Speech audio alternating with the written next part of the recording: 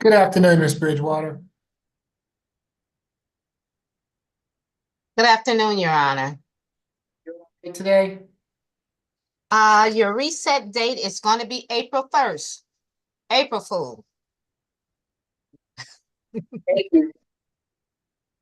can you hear me okay? I can. I keep getting a text coming through each time you speak, so it kind of pauses, but I can hear you just fine. Okay, just wanted to make sure. Thank you. Yes. Okay.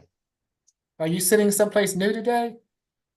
Oh, you know what? It's the way my camera is. No, I'm in my office. Oh, okay. It You looks must stop different by to me. sometime. Will. I need to adjust my camera. I'm glad, but I'll be off camera in a minute. So,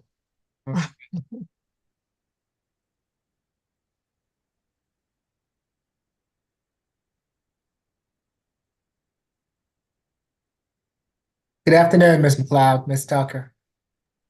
Good afternoon, Your Honor. what's my cloud? Yes. Good afternoon. How are you doing, Mrs. Bridgewater? I'm wonderful. And from the look of things, so are you. Yes, I'm doing well. I cannot complain. Very good. Mr. Hollins, Hello. Cloud. It's how always a are you pleasure to see doing? you. It's always good to see you. Yes, ma'am, on this side now. Yes, of course. I love that. Can you guys hear me? We can. Okay, cool. How y'all doing? We're wonderful, sir. Afternoon. We'll get started as soon as courtroom two, or ACDC gets on with us, everyone.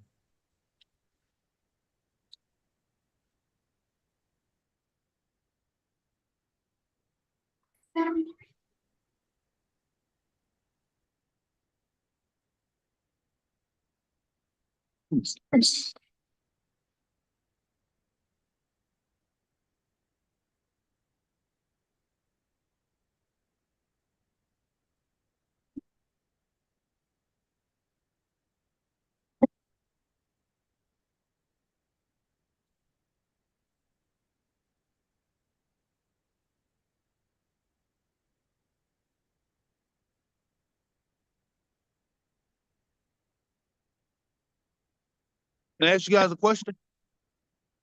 Yes, sir. Hey, where is Robert Allen located at? I'm not sure where he is. I know if he's on the calendar today, he's in the jail. I'm not sure whether he No, I'm is, saying is he in Union City of Fulton County. Mr. Allen, we already spoke about this. He hasn't been transported to my knowledge, and we'll have to wait until the Well, judge joins to get more information about his whereabouts and where you need to okay, go to court. okay, gotcha. You're welcome. thank you, Miss Wills. Good afternoon. You're welcome. Good afternoon. How are you doing? I'm doing well. Hope you are as well. I am. Thank you.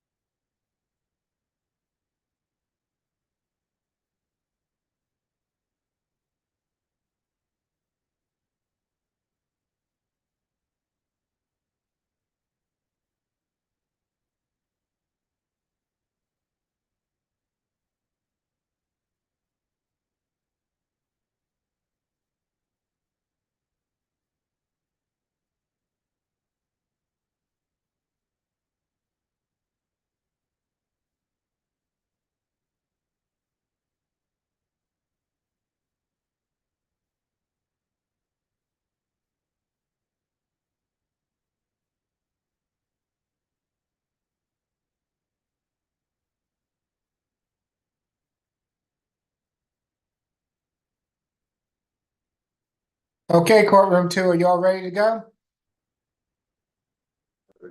Yes, sir, we are. Very good. Good afternoon, ladies and gentlemen. I'm Judge Eric Morrow. This is the State Court Expedited Accusation Calendar that we're conducting by video. You have a right to remain silent. Anything you say can be used against you. You have a right to have an attorney present at these proceedings. If you do not have a private attorney, we're offering you the assistance of a public defender this afternoon if you choose to utilize their service. Courtroom 2, who do we have first? We'll go with position, I'm not sure of the position, but it's, Ms. Trible. Yes, Judge, that was on the add-on calendar. That's gonna be position 5, I believe, on the add-on calendar. Yes, thank you, Ms. Tucker. And I was trying to yeah.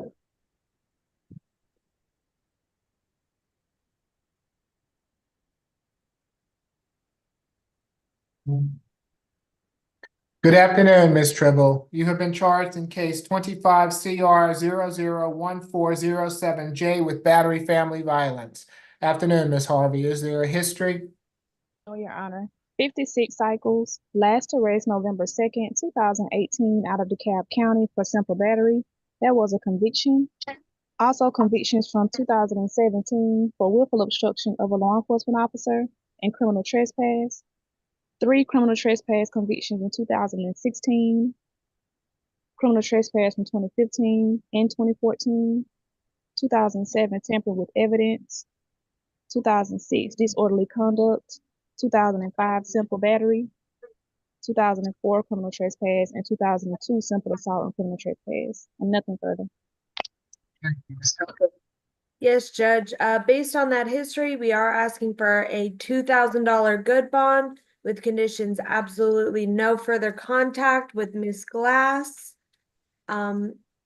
It is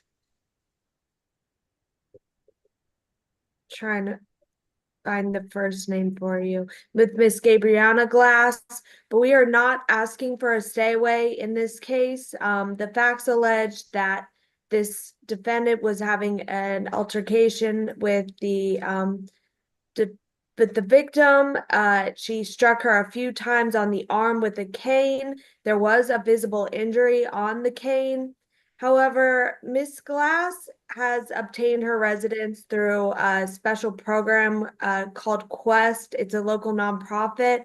She's been a resident at this location since before COVID. Her case manager, Ms. Schumpert, is actually on the Zoom with us if you have any more questions for her. There have been several reports from APD made on the same day as this incident between these two parties. There's a report from the 4th of this month between these two parties.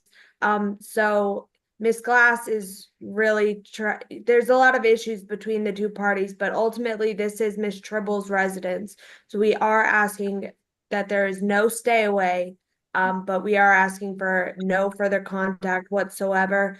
Miss Glass can have a one-time escort to get her belongings, but then she has to leave. And she does have an open case of her own in Odyssey. That's 24 CR 000020C. That's Miss Glass's case. Okay, so does Miss Glass, I'm not understanding the resident, I mean, first of all, I don't have any authority to make Miss Glass leave. So what, even though it's Miss Trible's place, so is it, I'm not understanding, Miss Tucker, the relationship or the residence. Right. I believe that Miss Glass is the granddaughter of Miss Trible and has been taking advantage of her staying in the house. Of course, we do not condone striking with the cane, which is why we've accused it today. But there is issues over the location, and there is nothing you can do to order Miss Glass to do anything. I just want to make it very clear from the record that we are not asking Miss Trible to stay away from this location. It is her residence. Okay. Ms. Wells, is this your case? It is. I'm not sure if Ms. Shumpert had something to add. Yes, I was just wanting to clarify Okay, hold on, something. hold on, Ms. Shumpert. If you can raise your right hand for me. Right hand. Yeah, do you swear affirm the testimony you're about to give before this court be the truth, the whole truth, and nothing but the truth? Yes. Okay, you can place your hand down. First, Ms. Shumpert, can you explain to the court what your relationship to Ms. Trimble and Ms. Glass is? I am the case manager for Miss Annie Trible only. She is the one that's in the housing program through Quest Community Development Corporation. Okay. Miss and- Glass, I just wanted to clarify that. Okay, anything further, Ms. Shumpert? No, sir. Now, does Ms. Glass live with Ms. Trimble?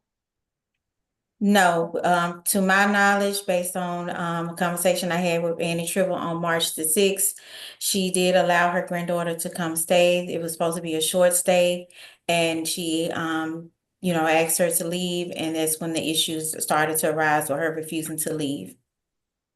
Okay, she's still at the residence? To my knowledge, she may be, I'm not sure. Okay, well, she may need to be properly evicted from that residence as opposed to put out, if she's, but I'll leave that up to Ms. Tribble. Ms. Wills? Thank you, Judge.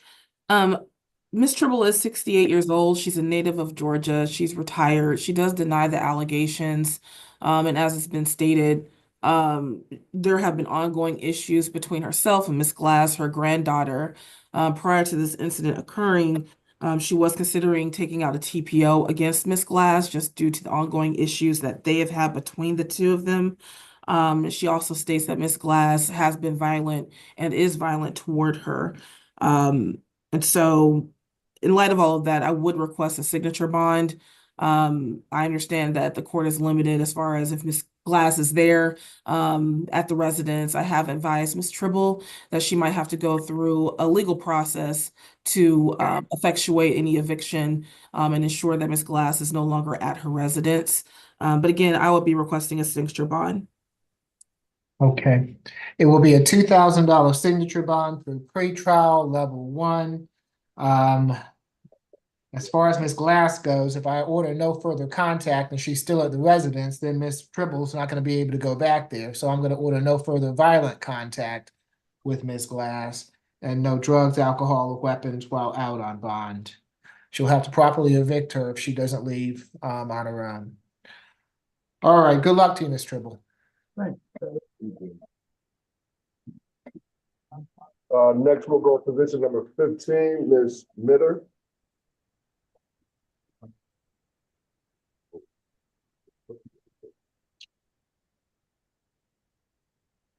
Good afternoon, Ms. Mitter Reinhardt. You've been charged in case 25 CR 001394E with battery. Is there a history, Ms. Harvey? No, Your Honor, first arrest. Ms. Dunlap, good afternoon. Good afternoon, Your Honor. This incident stems from March 16th, 2025 at 728 Marsh Trail Circle, Northeast in Sandy Springs. Officers responded to a dispute between roommates. They could hear argument coming from apartment 728. They first spoke to the co-defendant in this case. It's Leah Troy, who told them she was in a fight with the defendant. Officers observed injuries to the co-defendant's face, scratching and swelling. The co-defendant verified the defendant caused those injuries. She also told the officer they were at a gas station earlier where there was a verbal and physical fight that ensued. The clerk asked everyone to leave the gas station. While walking back to the apartment, the defendant told the co-defendant they will fight again once they get home. A mutual friend who was a witness to this, Ms. Jakara Gaynor, said the defendant attempted to apologize to the co-defendant. Another argument ensued.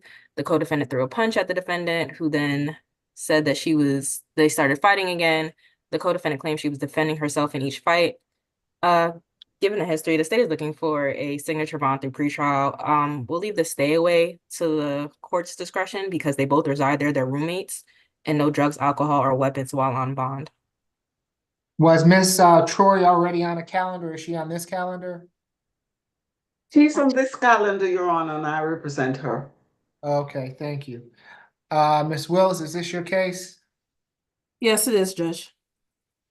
Okay, So in speaking with my client, she is just 18 years old. Yes, they are roommates. However, she states that she does have somewhere else to go and does intend to leave the residence upon her release.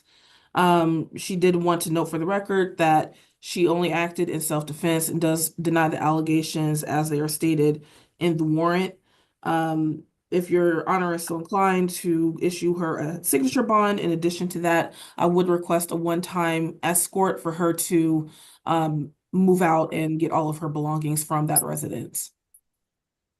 okay. It will be a $2,000 signature bond through pretrial level 1. No further contact with Miss Troy. Stay away from the incident location. She can go back to that location on one occasion with law enforcement to retrieve any belongings.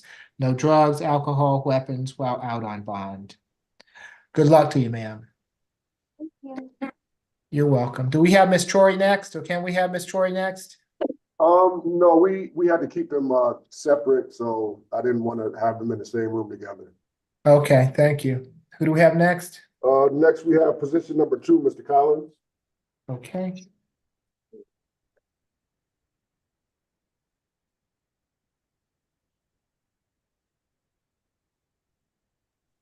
Good afternoon, Mr. Collins. You have been charged in case 25 CR 001388A with willful obstruction of law enforcement officers, battery, family violence, and reckless conduct.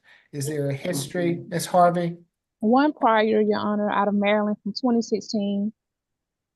Failure to appear for a driving while license suspended. Nothing further. Ms. Tucker? Yes, Judge, we're asking for 2,500 on the battery family violence, good bond, a $1,000 good bond on the obstruction, and $5,000 total good bond on the reckless conduct for a total of $8,500 with conditions no further contact with Charnice Hinton, as well as to stay away from 2628 Butner Road in Atlanta and have no firearms while out on bond. The facts allege that this defendant and victim were having an argument that turned physical. They are living together and dating. This defendant pushed the victim to the ground, punched her in the face, leaving visible injuries to her arms and lips. She did request EMS when she called 911, saying that the defendant choked her. Once officers arrived on the scene, they told the defendant very clearly to turn around, place his firearm down, keep everyone safe. And instead of doing this, he pulled out his handgun, raked it, putting a bullet in the chamber, and then threw it at the officers. The DA, I did contact them this morning. They did decline this as a felony obstruction, but that's the basis for that reckless conduct. We have been in contact with Miss Hinton. I believe she's on the Zoom today. She is denying that these allegations ever happened. However, we do have, the 911 recordings and other things. We are concerned for her safety, considering the very reckless use of the gun in this case, as well as with the flight risk. He does have the prior FTA. We're asking for that total $8,500 good bond with conditions no further contact, to stay away, and to have absolutely no firearms, drugs, or alcohol. Which one? If you would like to address the court, now is your opportunity to do so. If you would like to address the court, I'll need for you to raise your right hand for me, ma'am. Do you swear or affirm the testimony you're about to give before this court be the truth, the whole truth, and nothing but the truth? Yes, sir. Okay, you can place your hand down, ma'am. What would you like to tell the court? That the situation that happened was not what the officers or everybody is saying that happened. He is not a violent person. I think that it just escalated far as us having a conversation with the officer and then the officer noticing that he had a gun on his hip, which always carries on him because he does protective security.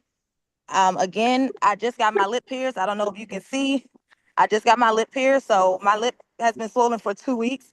I have no body, like it was no visible bruise or anything on me. I had a scratch on my shoulder. We just had 6 kittens, and me and my daughter just gave our cats a bath 2 days before this happened. So it was no like bruises on my face. It was no bleeding. It was no none of that. How were the police called? 66. I believe the neighbors. I'm not even sure if I called them. It was a lot going on. If I did, I did. So I'm not gonna say I did or didn't. But I know we were outside, so it could have been my neighbor could have called or anything like that as well. But we And have this- 6 so children let me get together. this, let me get this right, Ms. Hinton. So this happened yesterday allegedly, right? The 2 a.m. Yes, around like 2 a.m. Okay. Yes. And you're telling me under oath that you don't know whether or not you called the police. Is that what you're All telling I me? No, sir. I can tell you that I was under the influence of alcohol. I Okay. can tell you that And why were the police called? because we got into an altercation. Is it a physical altercation? It was not a physical altercation. It was an all verbal altercation where we both were yelling and screaming at each other. Thank you for being here this afternoon, Ms. Hinton. Thank you. Ms. Wells? Thank you, Judge. Mr. Collins is 35 years old. He has resided in the state of Georgia for the past 4 years. He and Miss Hinton are engaged. They share 5 children together. They live together. I spoke with her before this hearing.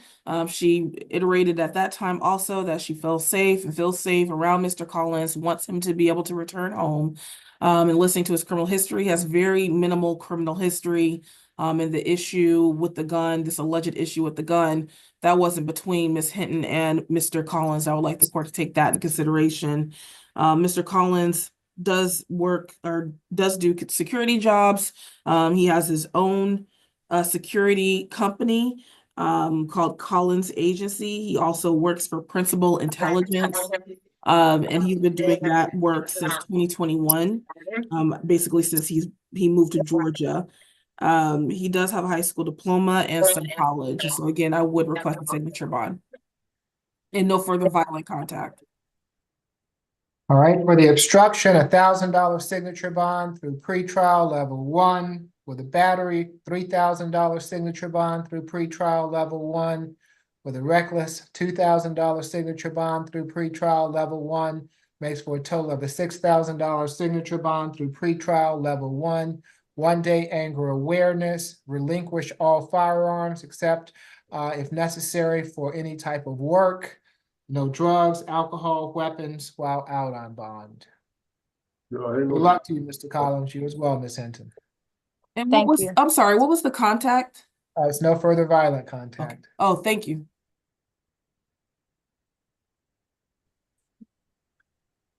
Next, we have position number 6, Mr. Gundas.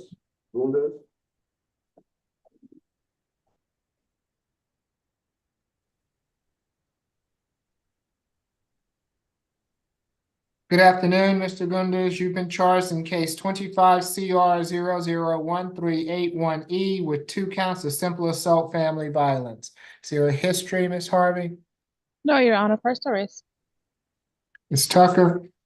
Yes, Judge, we'd be asking for $1,000 signature bond on each charge for a total of $2,000 to complete an alcohol and drug evaluation while out on bond, to have no further contact with Rianne Martinez, and to stay away from 435 Chippenham Court in Johns Creek. The facts allege that this defendant was arguing with the victim's mother when her son, who's the victim, confronted the defendant about always throwing things when he's been drinking. They began arguing and the defendant attempted to punch him, but he was able to dodge it. Then he threw a chair at him, but he missed. All parties lived together at this location, the defendant, the mother, and the son, who's the victim. We did attempt to contact him. We were unsuccessful, but if we could sound for Rianne Martinez, just in case he's on. Mr. Martinez is on the line and wishes to address the court. Now is your opportunity. Okay. Mr. McLean, is this your case?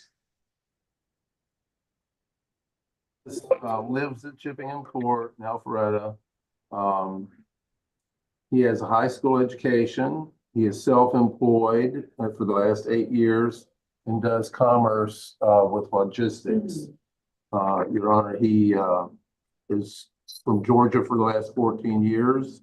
a stable address, we would ask the court to consider a signature bond in this situation. How old is Rion Martinez? He's going to be 21 in May.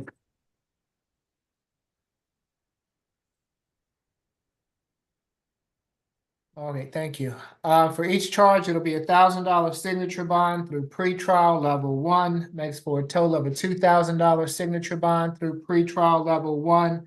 1-day anger awareness, no further violent contact with Mr. Martinez or anyone else in the household, no drugs, alcohol, weapons while out on bond. Good luck to you, sir. Thanks, sir. Okay. Next, we'll go with position number 7, Mr. Harper.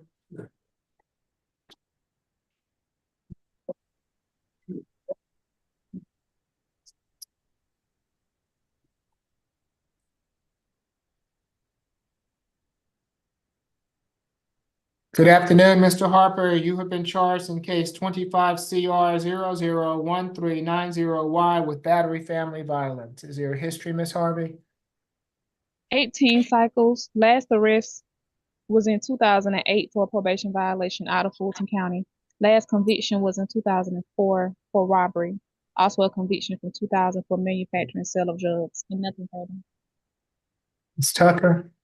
Yes, Judge, we'd be asking for a $2,000 good bond with conditions no further violent contact with Jamia Zobir. This victim and the defendant are married. This victim was selling chicken at a Chevron, as she usually does, when this defendant began yelling at a patron about whether or not he had purchased this chicken or not. That fight was broken up by people in the store, but the defendant was still reeling and aggressive from the fight. When he got in the car to leave with the victim, he struck her right in the face, leaving obvious swelling. We were able to speak with the victim. She confirmed they are in a relationship. They live together. They share one child. She confirmed the events in the warrant, but stated that nothing like this has happened before. His lack of history does corroborate that. So she has no fear of him. We're only asking for that $2,000 good bond with conditions no further violent contact. And Ms. Zobir let us know she would be on Zoom if we could sound for her at this time. Ms. Zobir, I see you there. If you would like to address the court, now is your opportunity to do so. You have to activate your camera for me. Okay.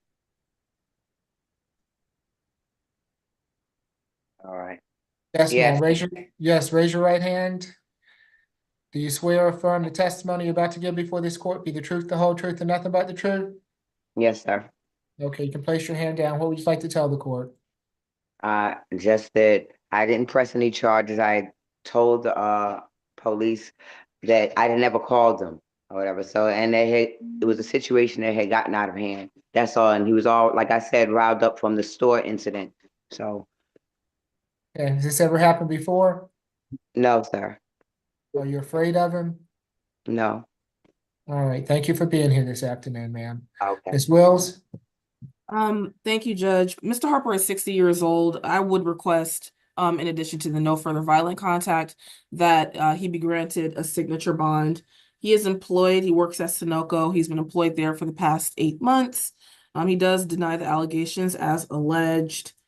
And again, I would just request that the court obliges Ms. Zobir's wishes that they be allowed to have contact.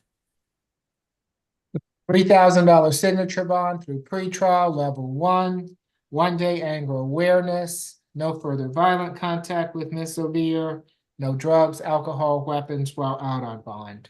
Good luck to you, Mr. Harper. Next, we'll go with position number 8, Mr. Howard.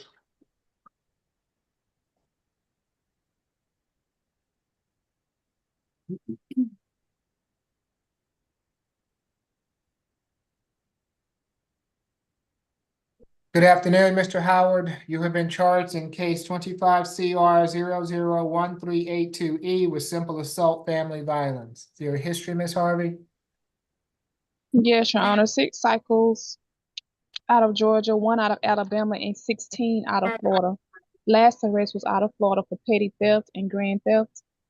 February 23rd, 2025, appears to be an open case. Convictions from 2018 for trespassing, 2018 battery and petty theft, also 2018 grand theft. 1 FTA from 2023. Appears to have an open case out of DeKalb County for theft by shoplifting.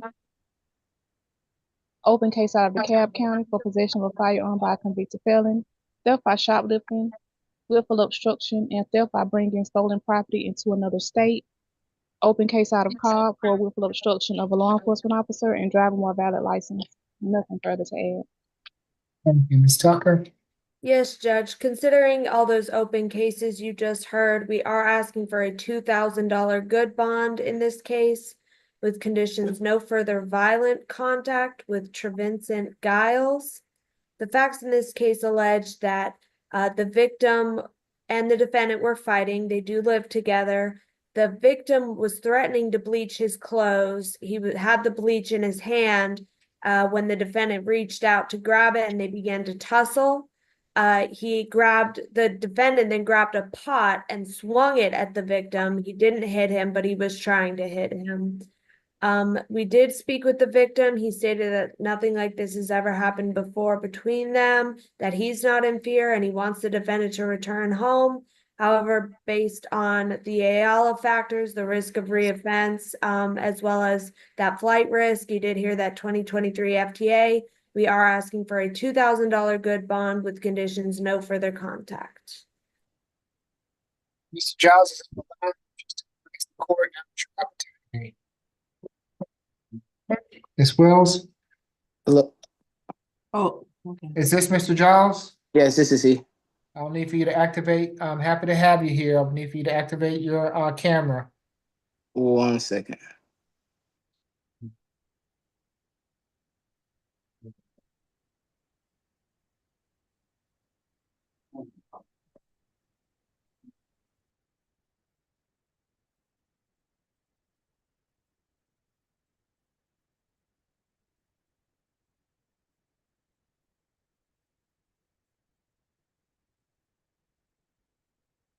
He tries to get that going, Ms. Wells.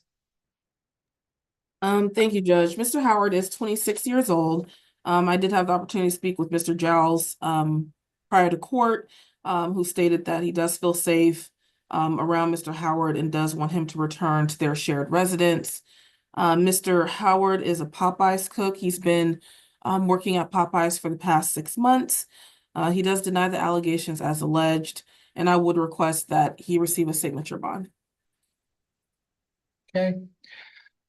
Let's see, Mr. Giles, is this you? All right, unmute yourself for me.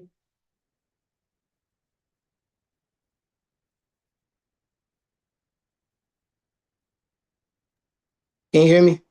I can hear you. You need to activate. Okay. You're in court, Mr. Giles. I need for you to take that hat off for me. Okay. Yes, raise your right hand. Do you swear or affirm the testimony you're about to give before this court be the truth, the whole truth, and nothing but the truth? Yes. Okay, you can place your hand down. What would you like to tell the court? I would just like to say, this is the first time something like this happened. We was just in a heated moment and things just went left really fast. But he's not a violent person.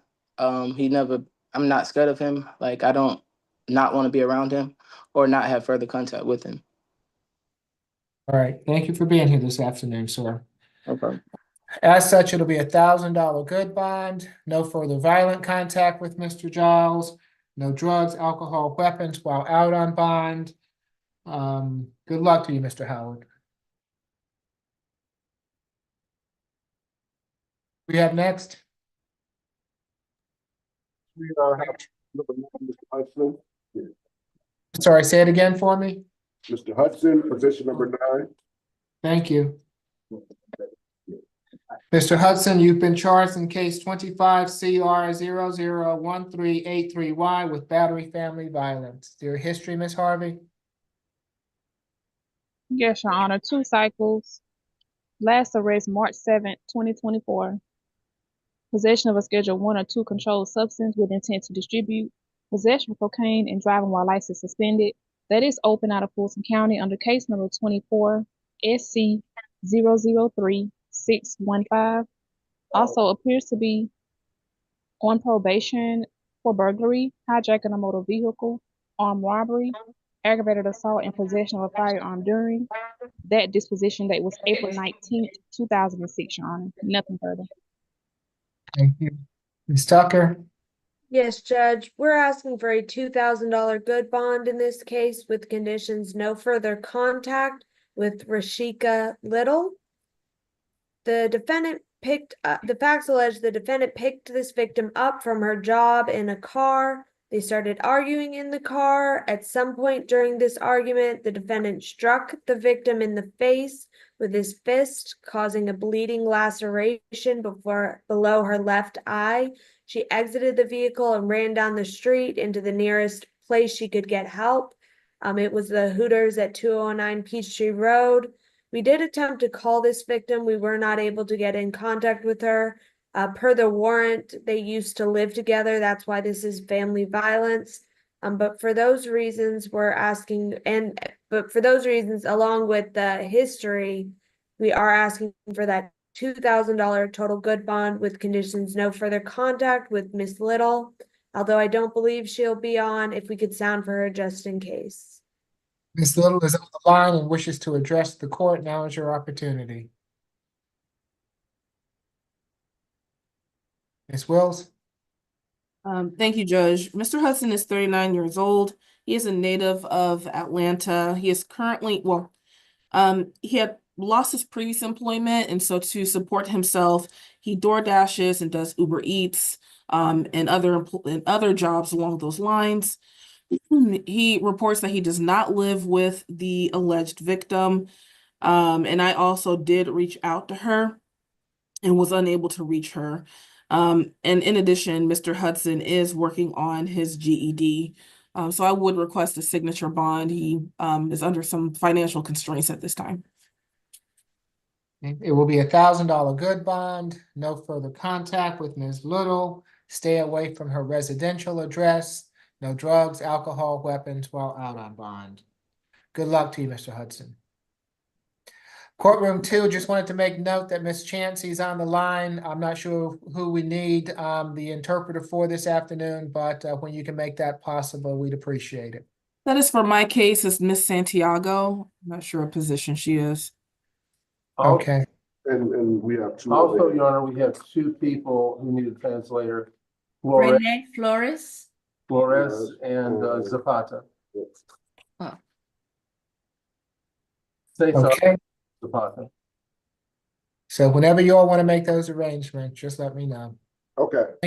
All right. Thank you. Thank you for being here, Ms. Chancey. We You're appreciate it. welcome, sir. We can go either the South Annex or Alpharetta. Yeah. Okay, let me start with the South Annex and then I'll go to Alpharetta. Who do we have at the South Annex? How you doing, Judge? Good afternoon. Who do we have there? Mr. Allen. Say it again for me. Mr. Allen. Allen? Okay. I've got that wrong, man. Sorry. So that's Robert Allen? Yes, sir. Okay, he's on the add-on calendar. Good afternoon, Mr. Allen. Good afternoon. Good afternoon. You've been charged in case 25 CR 001403C with disorderly conduct, willful obstruction of law enforcement officers, possession of marijuana less than an ounce, and possession and use of drug-related objects. Is there a history? First adult cycle, Your Honor. Nothing further.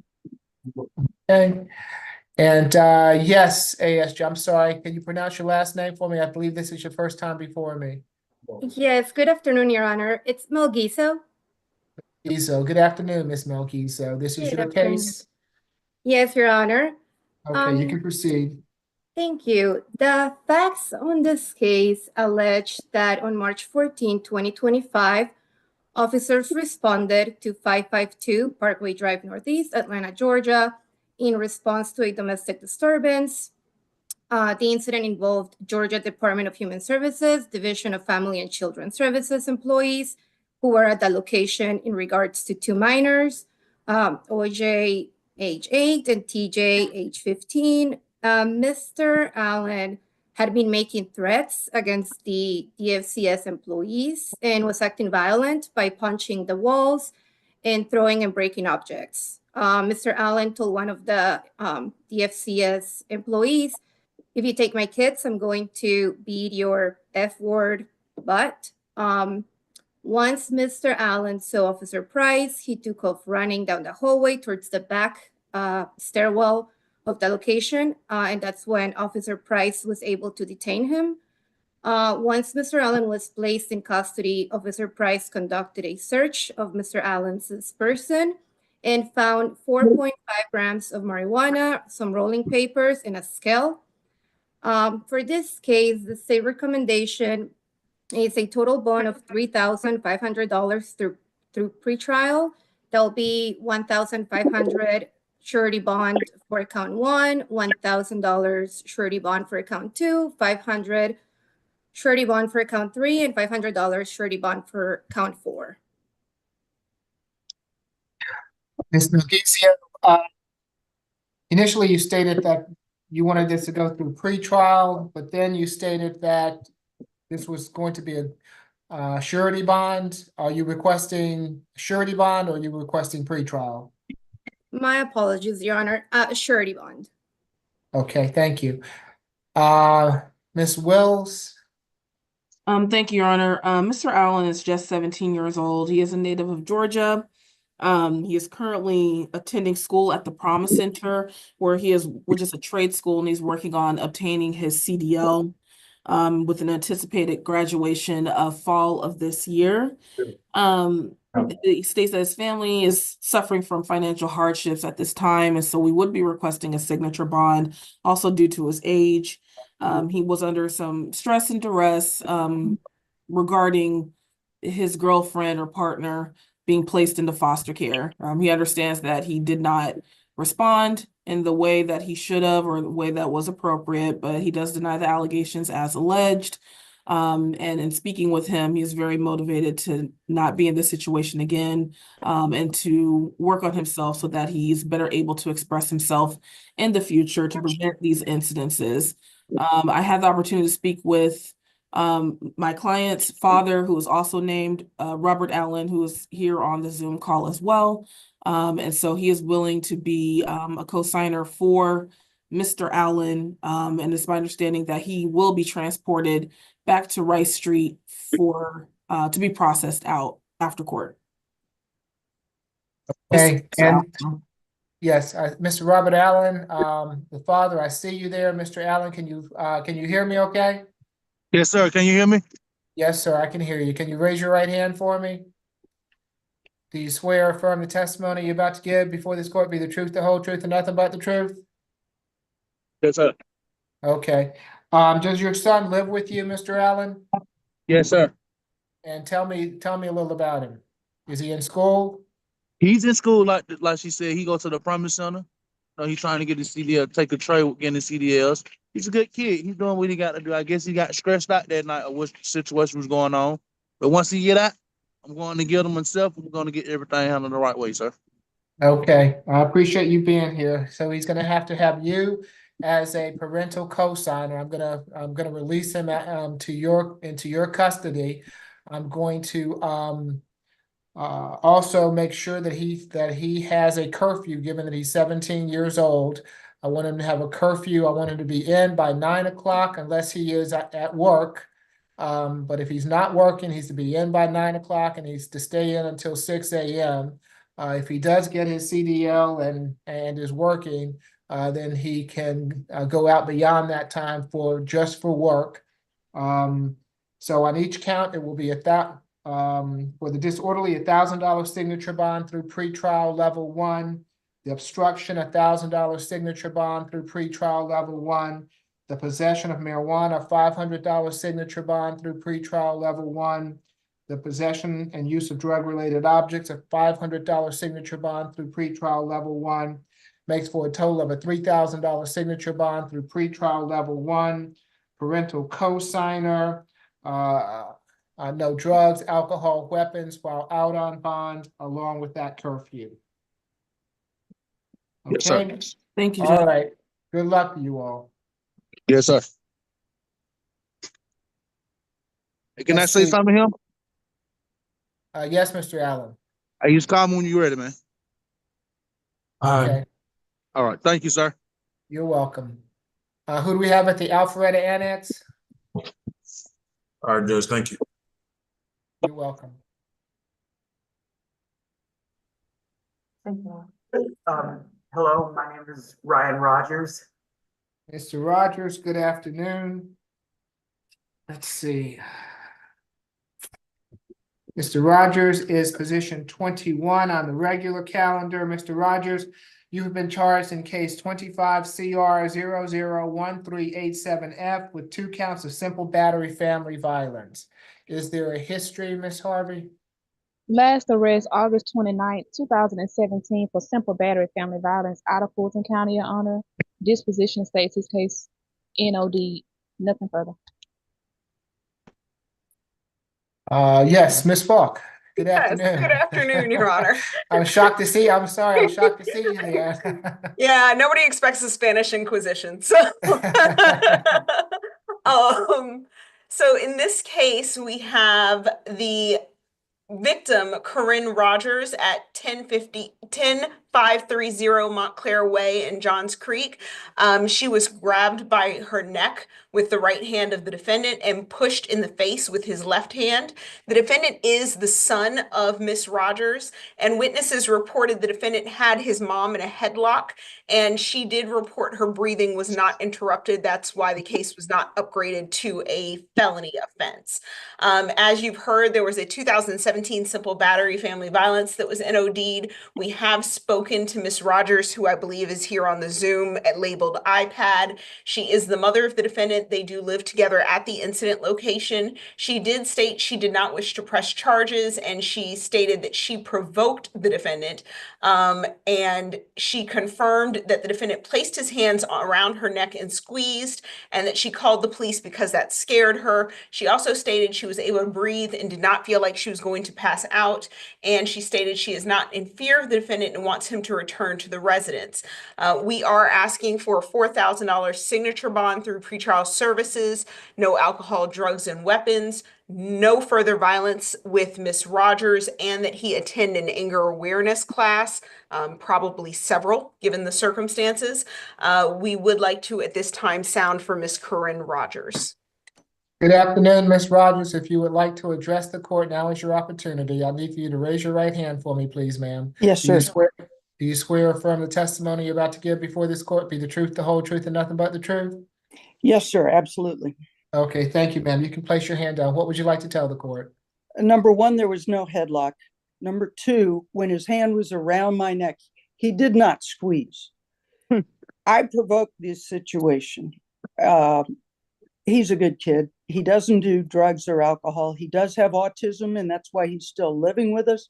He just got his first job in 5 years about a month ago, and we really need him to continue that job without interruption.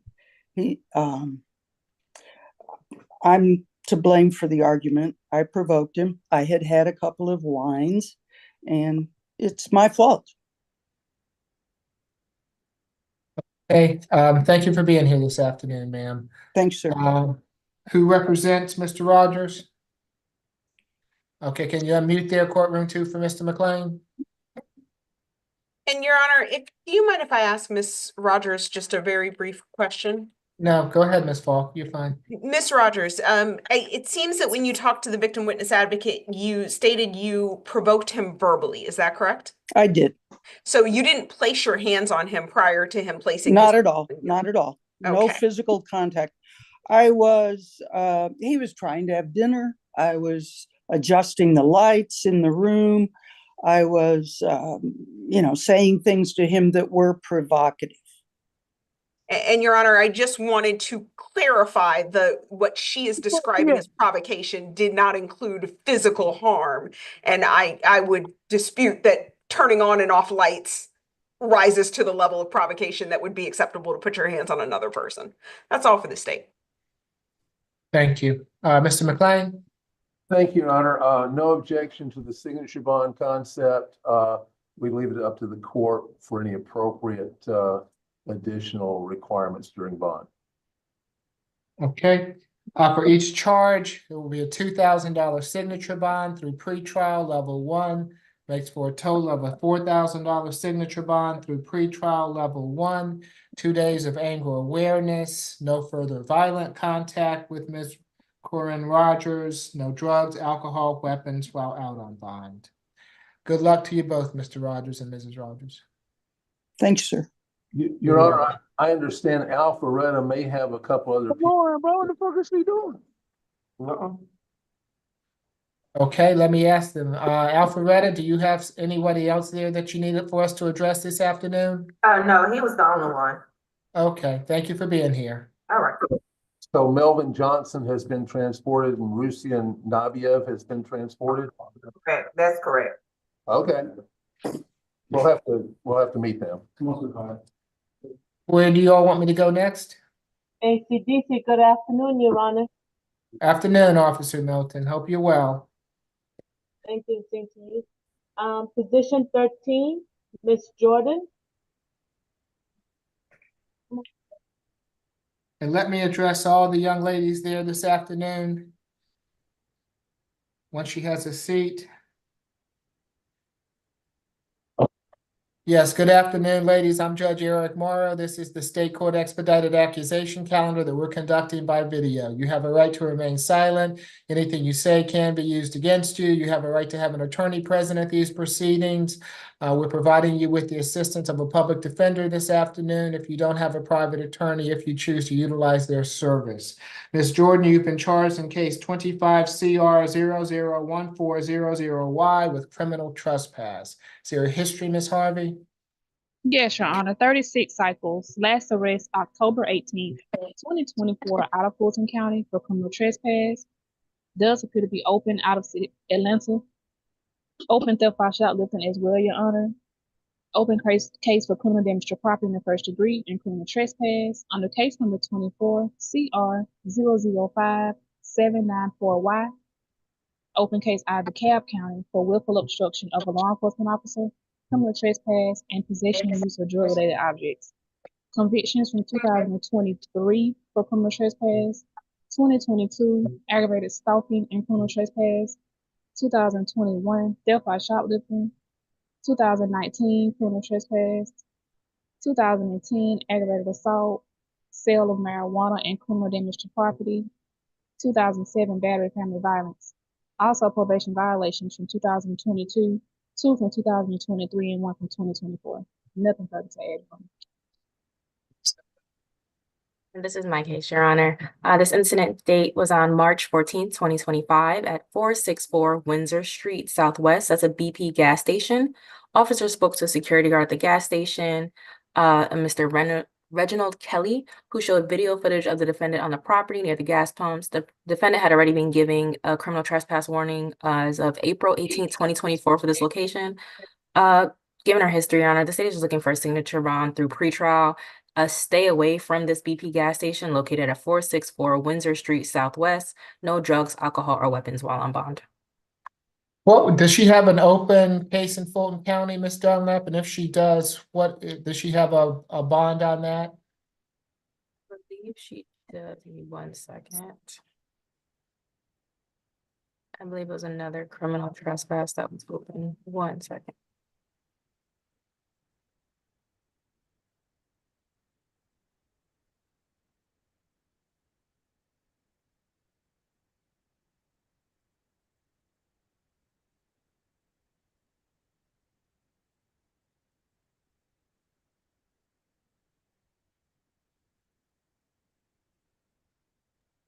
I have a case on if you need it. Yeah. 24 CR 005-794Y. 24 CR 005-7. 94Y. Thank you.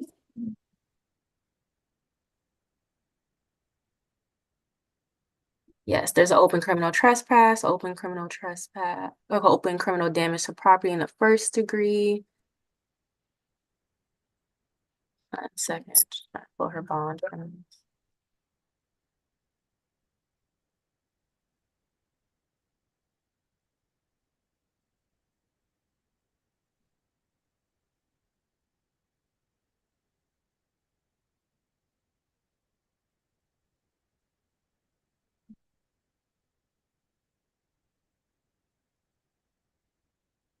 Sorry, Your Honor, if you could just give me 1 second, I'm trying to find her bond on this case. Okay, as you do that, Ms. Wills, is this your case?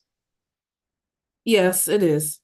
Okay, So Miss Jordan is 46. She is a native of Atlanta. As it was stated, this incident did occur at a gas station. I would like to note that she was outside. She was just by the pumps and near the trash can. She didn't attempt to enter into the gas station. And also, she was issued a criminal trespass warning back in April of 2024.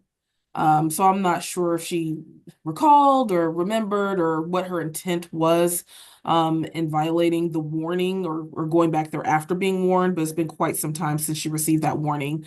But I'm in agreement, obviously, with a signature bond. She does understand that she cannot return back to that gas station. does she need some services that we can help her with, Ms. Wills? In speaking with her, I don't think that would be necessary at this time. I do understand if the court does have concerns. I have no problem with asking a social worker to visit with her. Okay. Were you able to find that bond for me, Ms. Dunlap? I didn't see it on my end. Ms. Falk is assisting. If you just give us 1 second.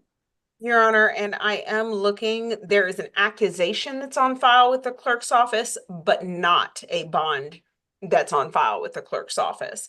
It looks like the only thing that we have is an accusation that was entered, and it appears there was no arrest on that case, or none that was, let me just say it this way, none that was with the Fulton County Jail. So she did not have a first appearance. She did not go before this court, and that's why we're not showing a bond.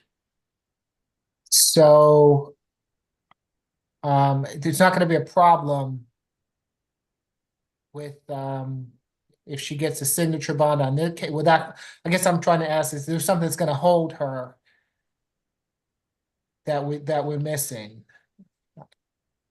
Not to my knowledge. Let me just go into, I can see if there's anything that the jail may have put in the system, but I don't believe there is anything that would stop her from getting bonded on this. Okay. There doesn't appear to be. There was a criminal trespass where she was arrested in November of 2024, released on December 2024, and she received time served on that case. That was 24 CR 008054Y, and she entered a plea on that case, and it looks like that balance was suspended after she entered the plea. And that was not this location. It was 401 Cleveland Avenue. Okay. Well, apparently she does have that 5794Y case. So, but right. But as I she's not said, gonna right, that's not connected to a jail record here, nor was Okay. there any bond as a part of that. Okay. Well, sounds a little odd to me, but as long as she's not going to be held, I'll let Ms. Wills figure that out as we go forward. All right, it'll be $1,000 signature bond through pretrial level 1. Stay away from that BP on Windsor Street. I'd still like a social worker visit, Ms. Wills, just to make sure if she needs some assistance that we can get her some help if she needs it. No drugs, alcohol, or weapons while out on bond.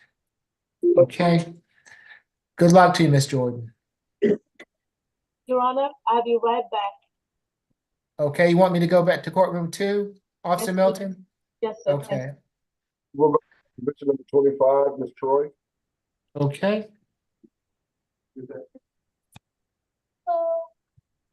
Good afternoon, Ms. Troy. You have been charged in case 25 CR 001393B with simple battery family violence.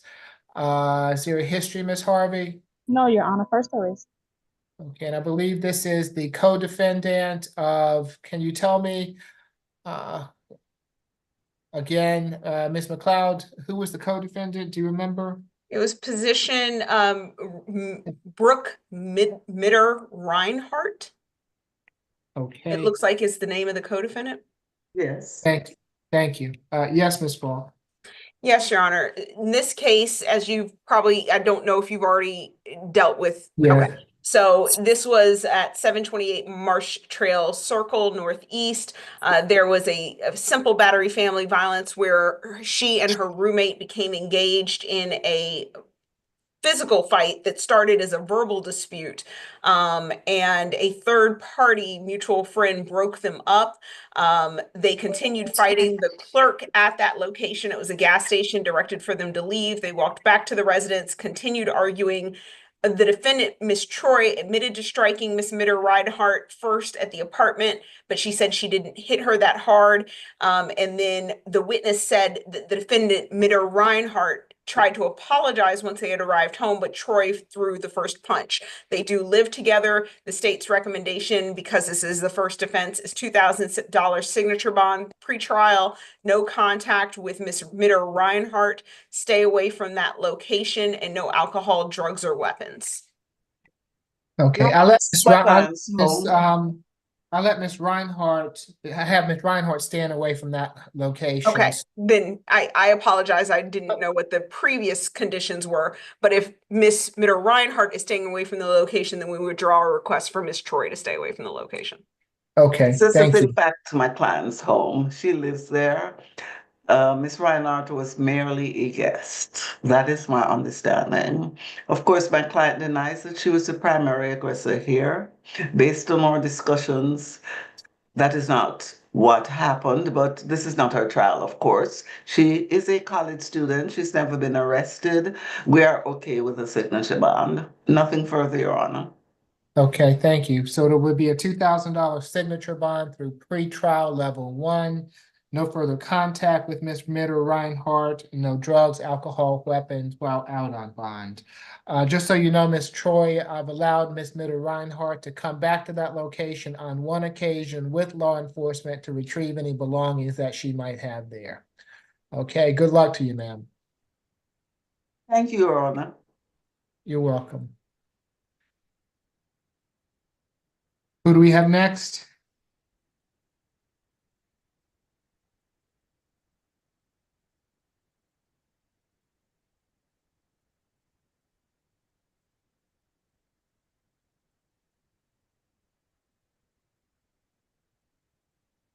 You're on mute there, courtroom 2. I apologize. This is on the add-on calendar, position number 2, Mr. Andrade. Okay, good afternoon, Mr. Andrade. You have been charged in case 25 CR 001404C with improper passing of an emergency vehicle and willful obstruction of law enforcement. Is there a history? 15 cycles, Your Honor. Last arrest May 13th, 2022. Possession of a firearm by a convicted felon, possession and use of drug-related objects, and conspiracy to commit a felony. Sentence May 31st, 2023 to 2 years probation for that case. 2014, possession of marijuana less than an ounce. 2016, willful obstruction of a law enforcement officer. 2019, criminal trespass. An FTA and probation violation from 2016, and nothing further. Thank you. This is my case, Your Honor. Yes, you can proceed. Thank you. The facts allege that on March 15, 2025, officers were dispatched to a traffic hazard at I-285 northbound, marker mile 6, before the Cascade Avenue Southeast exit. A South Fulton Fire Department personnel was positioning their fire truck to block approaching traffic when a vehicle driven by Mr. Andrade disregarded the emergency vehicle sirens and lights and failed to move over, striking one of South Fulton Fire Department's personnel. After speaking with officers, Mr. Andrade attempted to flee the scene on foot, but was detained by the officer at the scene. Based on the history, the state recommendation is a $3,000 surety bond to count 1 and $3,000 surety bond for count 2. With conditions, no drugs, alcohol, or weapons while on bond. Wells? Your Honor, I would request a signature bond. My client is 31. He is a native of Georgia. It's a traffic offense and an obstruction. I understand that he does have some criminal history, but he is he's limited as far as his financial resources right now, so I would request a signature bond. For the improper passing, a $500 signature bond through pretrial level 1. For the obstruction, a $1,000 signature bond through pretrial level 1. Makes for a total of a $1,500 signature bond through pretrial level 1. No drugs, alcohol, weapons while out on bond. Good luck to you, sir.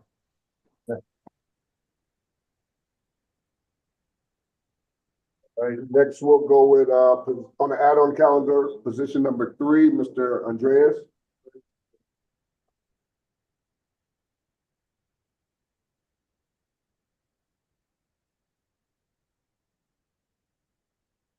Good afternoon, Mr. Andreas. You've been charged in case 25 CR 001405G with battery family violence. Is there a history, Ms. Harvey? First arrest, Your Honor. Yes, Ms. Melgizio.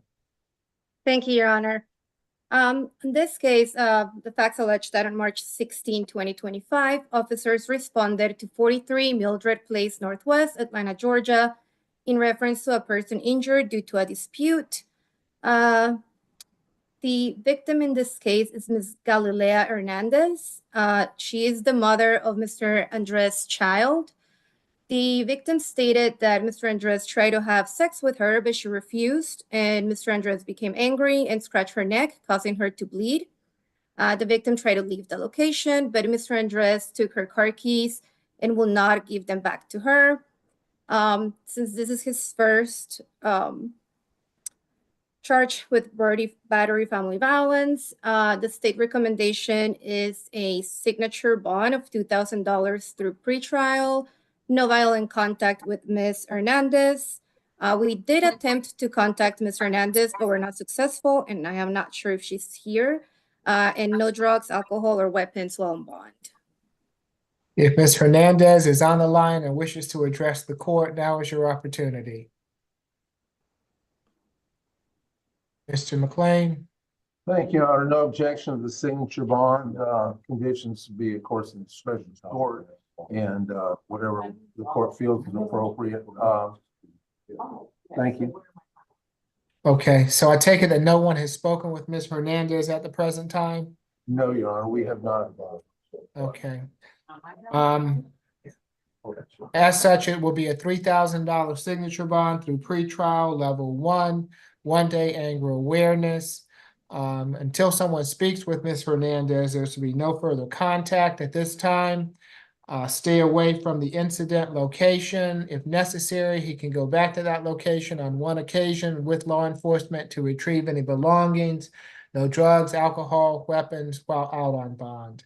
If someone speaks with Ms. Hernandez and her wishes as far as contact are different, I'm certainly amenable to modifying the bond at a later date. Good luck to you, Mr. Andreas. We'll keep trying her. Next, we'll go on the add-on calendar, position number 4, Mr. Garrett. And Your Honor, if I could jump in, may I be placed in a breakout room with ACDC and the interpreter?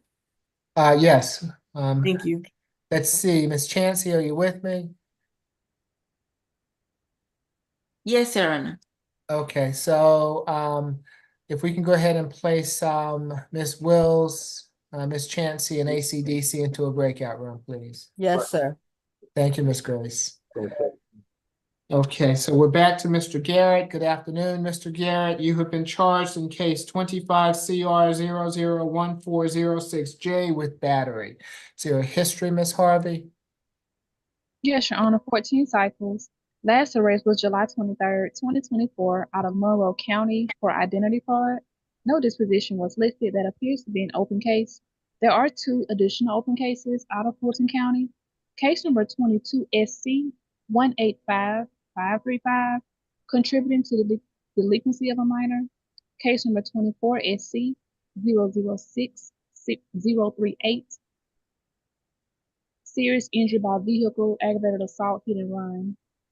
FTAs from 2022 and 2024. Coles out of Kentucky and East Point. A 2022 disorderly conduct conviction and nothing further. Thank you, Ms. Tucker. Yes, Judge, we'd be asking for a $2,000 good bond with conditions no further contact with Destiny Stewart. The facts alleged this did happen in December of 2024. Apologies in advance for my dog. One.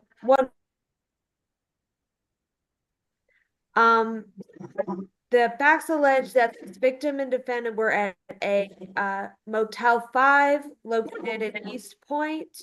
This defendant went into the room with the card while she was sleeping and began just punching her in the face. It is believed they didn't know if he was under the influence of drugs or if there were MH issues. He just began punching her in the face, leaving her with visible injuries. You did hear that. I'm sorry for the barking. You did hear that he has those recent FTAs as well as multiple open felony cases, as well as a history out of multiple states. So I believe the risk of flight is there, the risk of reoffending while out on bond is there. And so we're asking for that $2,000 good bond with conditions no further contact with the victim, Destiny Stewart. We were not able to get in contact with her ahead of time, but if we could sound for her at this time.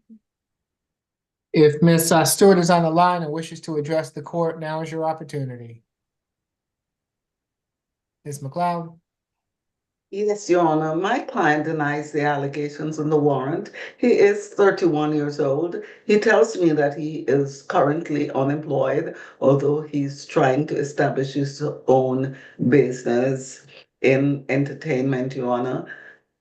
He does not have any recollection of this incident. He denies that he acted in the manner which the state claims that he acted in the warrant, Your Honor.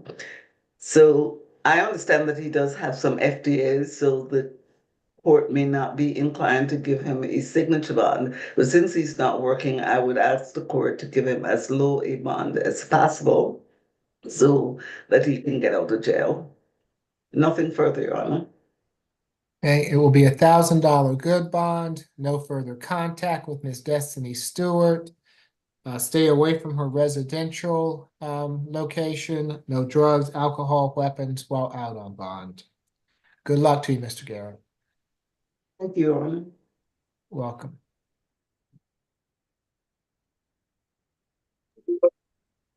Next, you got position on the add-on calendar, position number 6, Mr. Williams.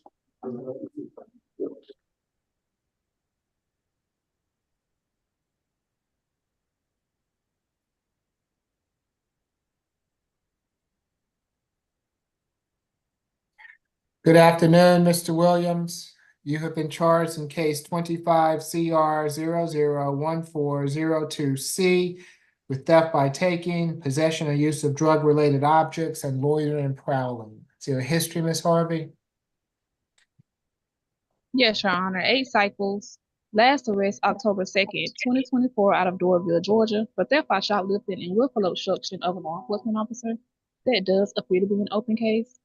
Also appears to have an open case out of Dunwoody, Georgia for theft by taking. Open case out of DeKalb County for a particular charge I was sounding on. Open case with Alabama for possession of cocaine and possession of controlled substance. And open case out of Alabama for 2 counts of possession of a forged instrument. A 2023 conviction for criminal trespass, a probation violation from 2024, and 4 active holds. There's holds out of Doraville, Dunwoody, Chamblee, and East Point, Georgia, and nothing further. Spock? Yes, Your Honor. This is an incident that happened at 741 Morosco Drive. Victim Heidi Gutierrez went to, the defendant came to the porch of her residence, juggled the door handle, took her doormat, and the victim reported that the defendant was in possession of a knife while he was on her porch. He was actually detained by the police while in possession of a crack pipe that was located in his left pocket. As you've heard, this defendant has 4 foreign holds, which is honestly, I think, the most I've seen. Usually 3 is the highest. So he has East Point, Dunwoody, Doraville, and Chambly holds from 4 different foreign counties. And he also has history out of Alabama, 2015 felony drug, 2016 forged document possession, and 2017 FTA. So he is very clearly a flight risk and very clearly a risk of repeating offenses, as he has multiple foreign county holds and FTAs. For that reason, we are asking for a $3,000 surety bond, stay away from 741 Morosco Drive, no contact with Heidi Gutierrez, no alcohol, drugs, or weapons. And we would also ask for an ADET. We would at this time like to sound for Miss Heidi Gutierrez in case she is here and would like to speak. Ms. Gutierrez is on the line and wishes to address the court. Now is your opportunity. Mr. McLean? Thank you, Your Honor. My client, Mr. Williams, is 31 years old. He's essentially lived in Georgia all his life. He works at hospitality, that is to say in the hotel motel industry, doing technical support. He also has worked for that's been for 2 years. For more than 2 years before that, he worked in a restaurant, both in, as they say, at the front of the house and back of the house, that is, say, serving, as well as cooking and assisting with cooking and dishwashing. So he's quite industrious. He went to high school in Dothan, Alabama. He had some college and studied audio technical things. We would ask the court to consider a signature bond, and if not a signature bond, we would ask the court to consider a $1,000 surety. Okay, for the theft, it will be $1,000 good bond. For the possession, drug-related objects, a $500 good bond. For the loitering, a $500 good bond, makes for a total of a $2,000 good bond. Stay away from the Morosco Drive address. No further contact with Ms. Gutierrez. No drugs, alcohol, weapons while out on bond. Good luck to you, Mr. Williams. What was that number about for the loitering? Say it again for me. Loitering, what was his amount? Oh, 500. Good. All right. Next we have positions 10 and 11, Mr. Hunt.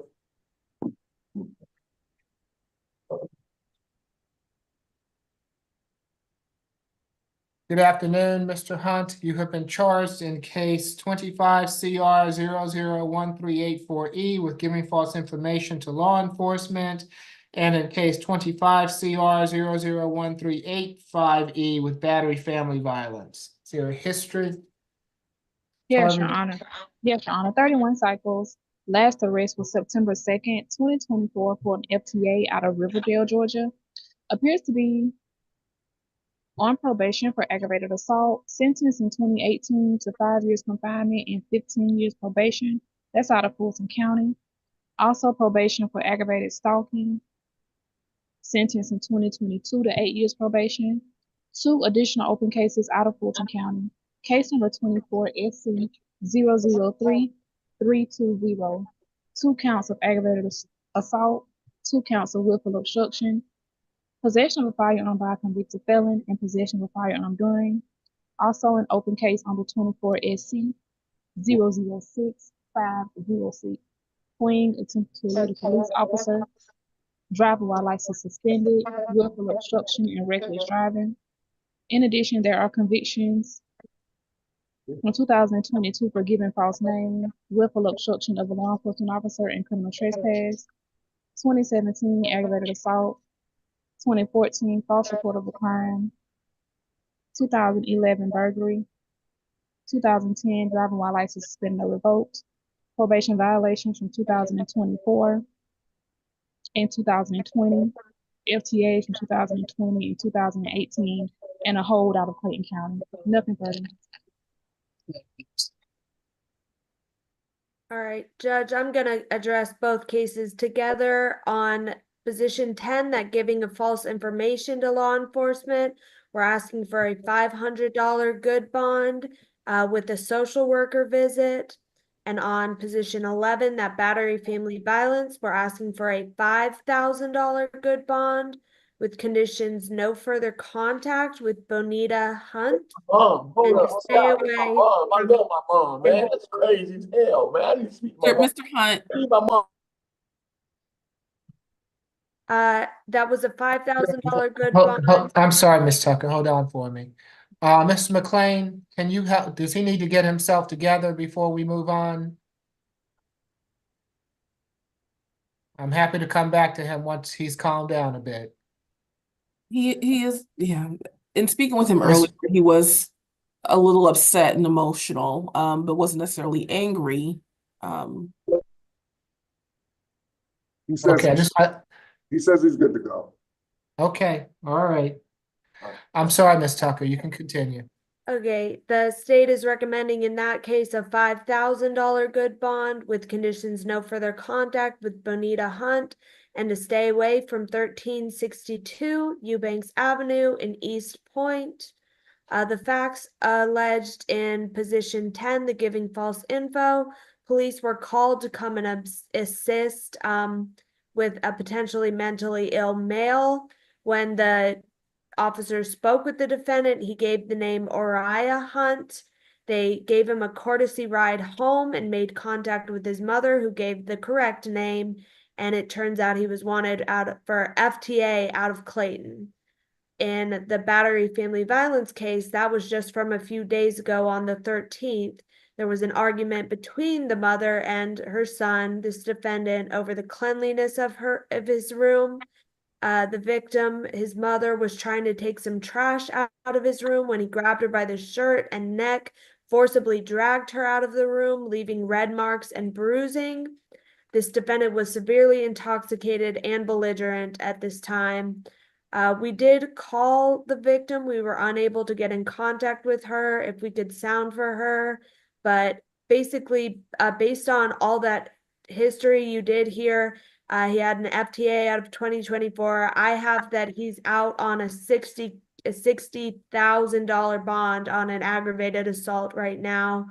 As well as fleeing from 2023, fleeing from 2022, an FTA in 2020. There's a huge flight risk, as well as the risk of reoffense and intimidating these victims. We're asking for 500 on the giving false info and 5,000 on the battery family violence. If we could sound for Bonita Hunt. Ms. Hunt is on the line and wishes to address the court. Now is your opportunity. Ms. Wells? Thank you, Your Honor. And I also did make attempts to reach out to Ms. Hunt. And I was provided with 2 different phone numbers from Mr. Hunt. And I was also unable to reach her and left messages. Mr. Hunt is 34 years old. He is a native of Georgia. He does reside with his mother. He states that this was a misunderstanding, that there was some sort of verbal altercation and that his mother began to break his property and that he tried to restrain her. When he tried to restrain her, she ended up falling, but he did not intentionally harm her, hit her, or anything of that nature, or have any kind of physical contact of that nature. He reports that he's been working at Health Check Medical since 2013 and that he does have a high school diploma. I didn't have necessarily any concerns in speaking with him other than his emotional state, which also can vary with clients. I did read over the warrant, which didn't state that his mother made any statements in regards to his mental health. So I would think that would be something that she would report if that was of concern. So I would request a signature bond. I was anticipating speaking with Ms. Hunt, so I am not sure if Mr. Hunt has alternate housing, but I'm sure he would understand that if he can't have contact, that he can't return there. And I would request a one-time police escort if that is going to be the order of the court. Okay. For the false information, a $500 good bond. For the battery family violence, a $4,500 good bond, makes for a total of a $5,000 good bond. If he doesn't get out, Ms. Wills, I'll see him back on my SAP calendar on April 1st.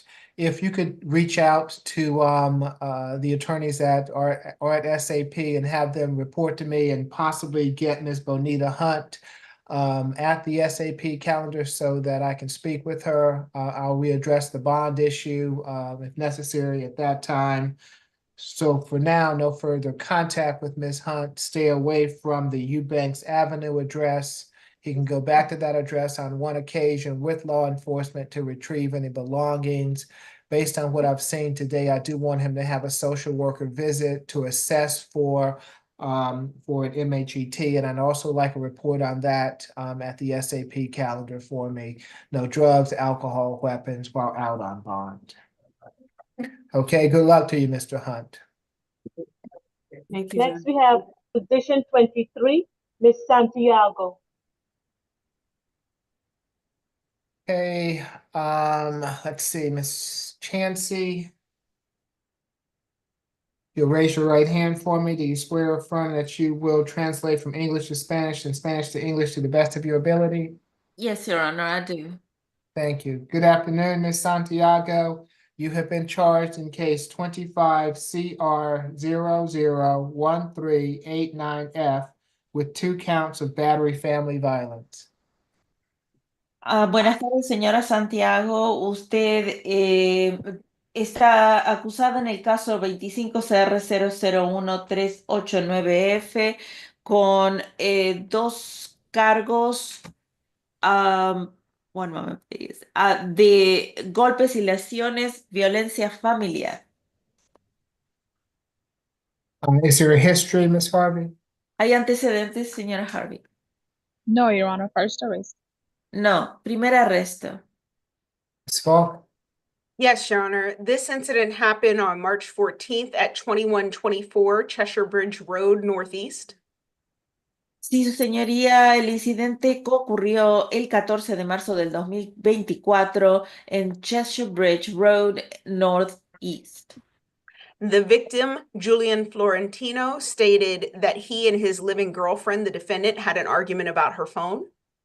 La víctima, el señor Julián Florentino, declaró que él y su novia actual, la acusada, tuvieron una discusión sobre el teléfono de ella. The defendant had been drinking and accused him of taking her phone, but he said he never took it. She had misplaced her phone. La acusada había bebido y lo acusó a él de haberle tomado el teléfono de ella, pero él dijo que nunca se lo había tomado. Ella lo había puesto en un lugar y se había olvidado. During the argument, the defendant grabbed his hands and began scratching his face, and someone else in the residence had to intervene and stop the assault.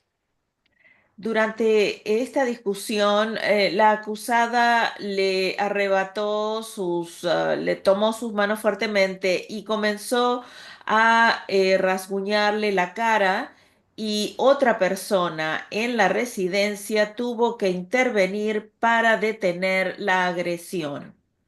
The state's recommendation is a $4,000 signature bond through pretrial services level 1. La recomendación de la Fiscalía es una fianza bajo firma de $4,000 a través de los servicios anteriores al juicio. That is $2,000 per count, with the conditions of no further contact with Julian Florentino, stay away from the residence at 2124 Cheshire Bridge Road, no alcohol, drugs, or weapons, and 2 days anger awareness. Esto implica que son $2,000 de fianza por cargo, con las condiciones siguientes: de no tener más contacto alguno con el señor Julián Florentino, mantenerse distanciada de la residencia del 2124 Chester Bridge Road. Se prohíbe el uso de alcohol, drogas y armas, y tomar 2 días de clase de control de la ira.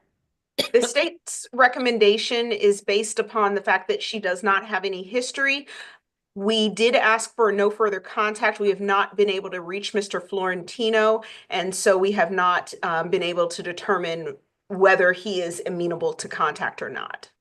La recomendación de la fiscalía está basada en el hecho de que ella no tiene antecedentes legales, por eso tampoco pudimos contactar a la víctima y entonces no vamos a determinar no podemos determinar si él está de acuerdo con que ella tenga contacto con él o no.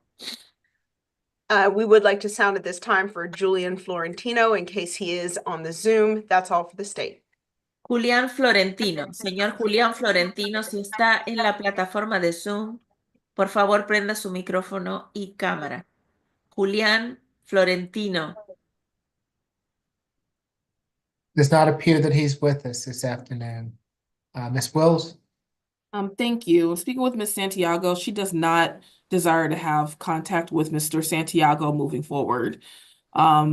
Gracias. Hablando con la señora Santiago, ella no desea tener más contacto con el señor Santiago de aquí en adelante.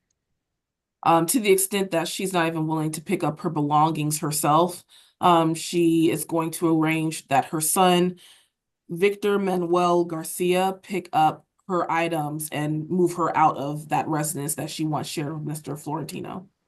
Como dije, hasta el punto de que ella no está dispuesta ni de ir a recoger sus pertenencias personales ella misma. Ella enviará a la persona o hijo llamado Víctor Manuel García para que recoja y saque las pertenencias personales de la residencia que ella compartió con el señor Florentino. Ms. Santiago also plans to reside with that same son. She has resided here in Georgia for the past 15 years and is gainfully employed.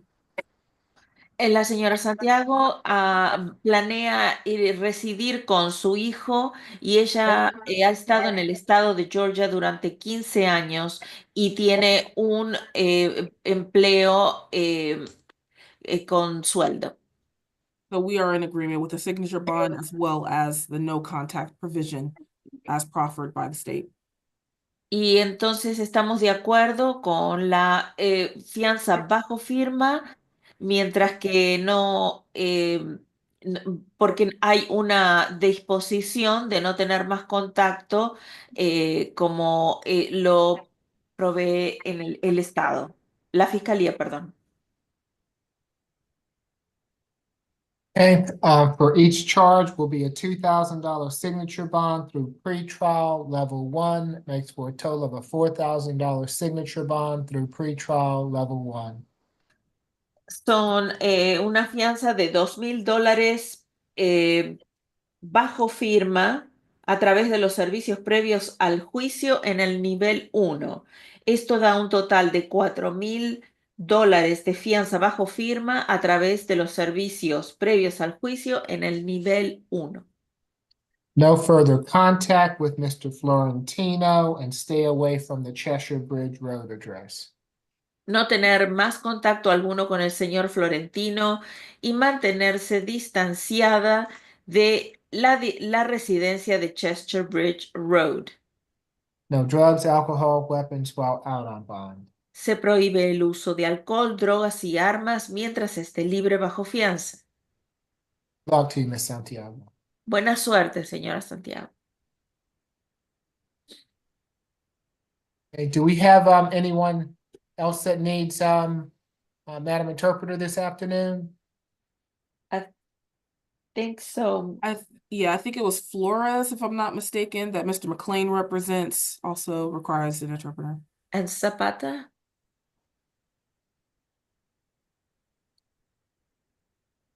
Courtroom 2, do we have those? Are we going to make arrangements for those people this afternoon?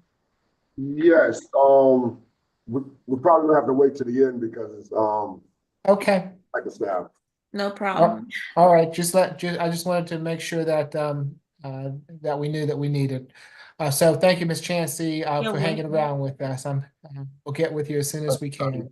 I'll be standing by. Thank you. Thank you. Where to next? By the way, Your Honor. Say it again?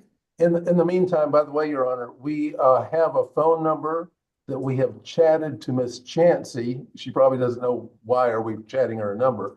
It is the phone number of the person in the Alfredo Andres case, who is the alleged victim. And if she can explain to her the Zoom meeting ID number and passcode, because this person does not speak English.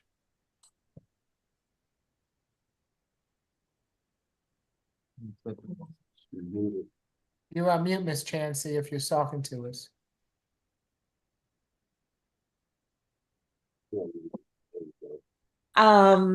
Tenemos un número de teléfono con el que hemos hablado con la señora Chansey. Probablemente no sabe por qué estamos hablando con ese número, y el número de la persona es en el caso de Alfredo Andrés.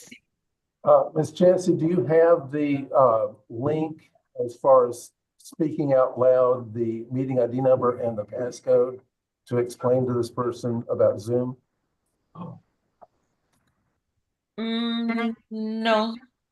No, sir, I don't think so. We can chat to you also the meeting ID number and the passcode. Okay. Who's this? Okay, so while you get that to Miss Chansey, who can we go to next? And you can go off, Miss Chansey. Thank you. Your Honor, we can go to position 26, Ms. Williams, Renisha Williams. Here in Expedited. Okay, and who's representing Miss Williams? I am, Your Honor. Okay, good afternoon, Ms. Williams. You have been charged in case, 25 CR 001401J with criminal trespass and damage to property and criminal trespass. Is there a history, Ms. Harvey? Yes, Your Honor. Three cycles. Last arrest February 22nd, 2025 out of Clayton County for criminal damage to property in the second degree and driving while license suspended. That appears to be an open case, Your Honor. Also has an open case out of Fulton County for simple battery, family violence. She is currently being supervised by pretrial for that case, and we will be doing a bond surrender today. That case number is 23 CR 003449J. Nothing further. Spark. Yes, Your Honor. This incident happened on March 15th at 3450 Forest Park Road Southeast.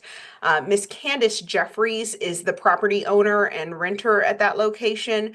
The defendant took a large canister and used it to break the front window of Miss Jeffries' residence. Police were dispatched to the damage call. The 911 caller, who was the victim, reported that the defendant came over to see a man at that location. The defendant knocked on the door, and the resident did not open the door, and the police were then called out a second time when the defendant returned at 2:27 a.m. on March 16th. So going into that morning, causing a disturbance. And when she was on scene, she was arrested. The defendant did admit to breaking the window. She was observed to be intoxicated and admitted to being under the influence of an inhalant and alcohol. As you've already heard, the defendant is on a open case under 23 CR 003449J, which is a simple battery family violence. The victim in that case is Mr. Joshua Bridges, who is different than the victim in this case. That involved her spraying him with pepper spray. So this is a new offense, and as you've heard, pretrial, I believe, intends to come off that $3,000 signature bond. We are asking for a $1,000 surety bond on the criminal damage and the criminal trespass damage, and a $500 surety bond on the criminal trespass on lawful purpose, for a total of a $1,500 surety bond. We are also requesting that she stay away from 3450 Forest Park Road Southeast. She have no further contact with Miss Candace Jeffries. As a condition of that, no alcohol, drugs, or weapons. The reason we are asking for that bond is, one, police had arrived at that residence, asked her to leave. She came back to that location and then broke the window. Two, she was already on a signature bond when she committed this new offense, which then required her signature bond now to be in a revocation status. So I believe she is no longer entitled to the same presumption that she is going to follow the conditions of bond that she was when she was given that initial signature bond. We would like to sound at this time for Candace Jeffries. That's all for the state. Hey, Ms. Falk, on that previous signature bond, Yes, Your Honor. would you see if it's my bond? Yes, Your Honor. Thank you. And while you do that, let's see, Ms. Candace Jeffries, if you're on the line and wish to address the court, now is your opportunity.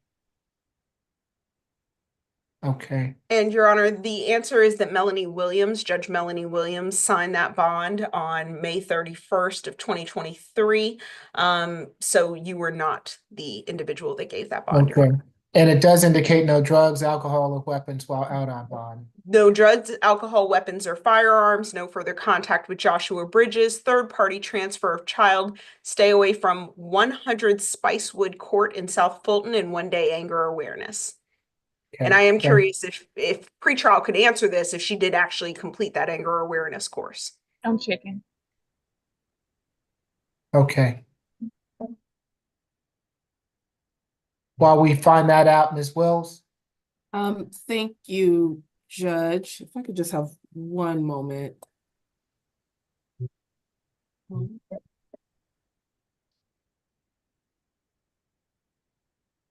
Okay. So Miss Williams is 25 years old. She is a native of Georgia. She is totally fine and understands that she will have to stay away from that residence and has no issue with that and is in agreement with it. She doesn't have a relationship with or a strong relationship with anyone who resides at that residence. She is currently employed. However, she does have a high school diploma and did go to school to receive certification for to be a dental assistant. And she does have an 8-year-old child that she is trying to get out and go back to.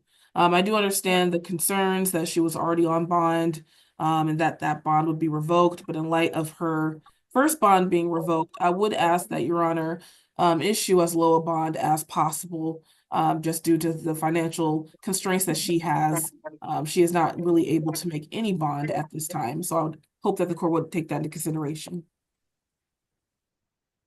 And Ms. Harvey, has she completed? Yes, Your Honor, August 21st, 2023.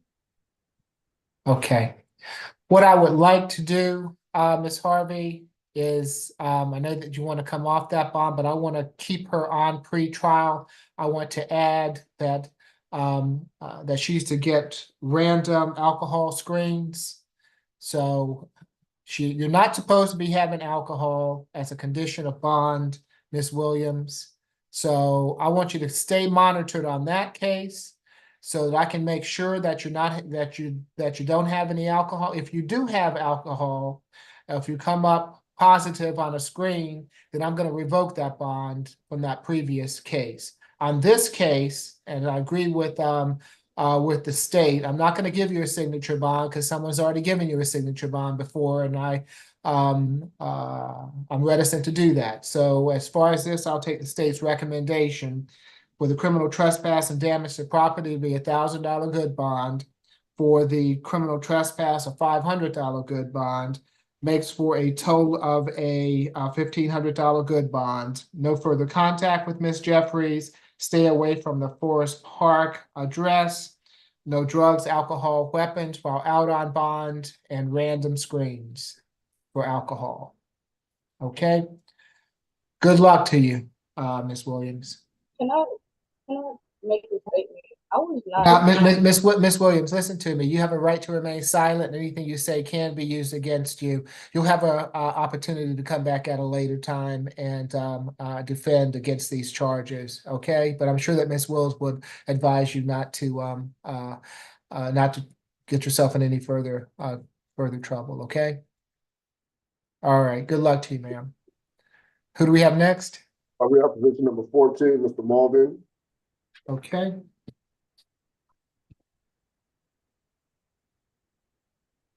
Which position, Judge? 14, Mr. Malden, I believe. Good afternoon, Mr. Malden. You've been charged in case 25 CR 001392Y with willful obstruction of law enforcement, public drunk, disorderly conduct, and passenger interfering with driver's control. Is there a history, Ms. Harvey? Yes, Your Honor. 12 cycles. Last arrest June 15, 2022, out of Decatur, Georgia, for giving false name, address, or birthday to law enforcement officer and criminal damage to property in the second degree. There was no disposition listed for this case, Your Honor. Convictions from 2019 for battery, family violence, giving false name, and disorderly conduct. 2018, aggravated assault on a law enforcement officer. 2 counts of aggravated assault with a deadly weapon and possession of a firearm during the commission of a felony. 2011, simple assault. Probation violations from 2019 and 2021, and nothing further. This is my case, Your Honor. This incident happened on December 7th, 2024 at 4060 Martin Luther King Jr. Drive. That's a Citgo gas station. Officers responded to a domestic dispute between the defendant and his mother. They observed the defendant screaming and yelling outside the gas station.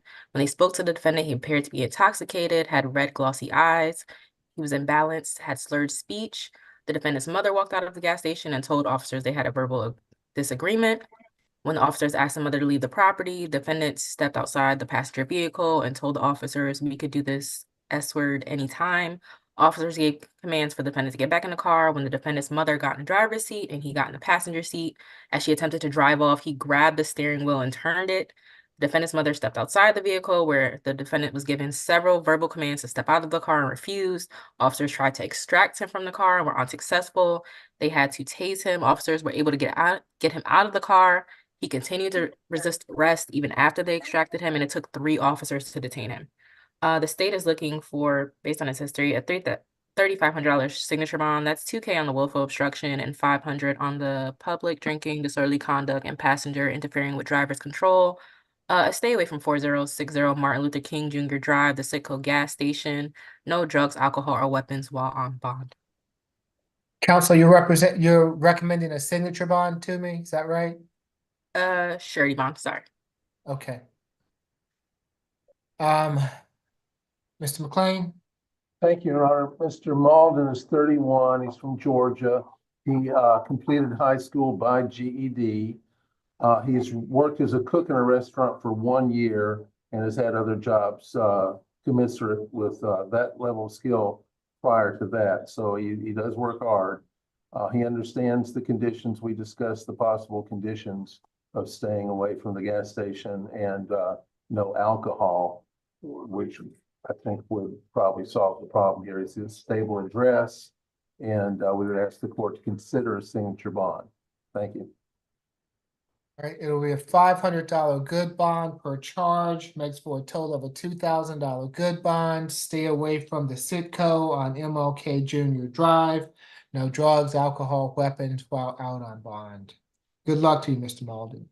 Thank you. Welcome. Next, we have petition number 20, Mr. Robinson.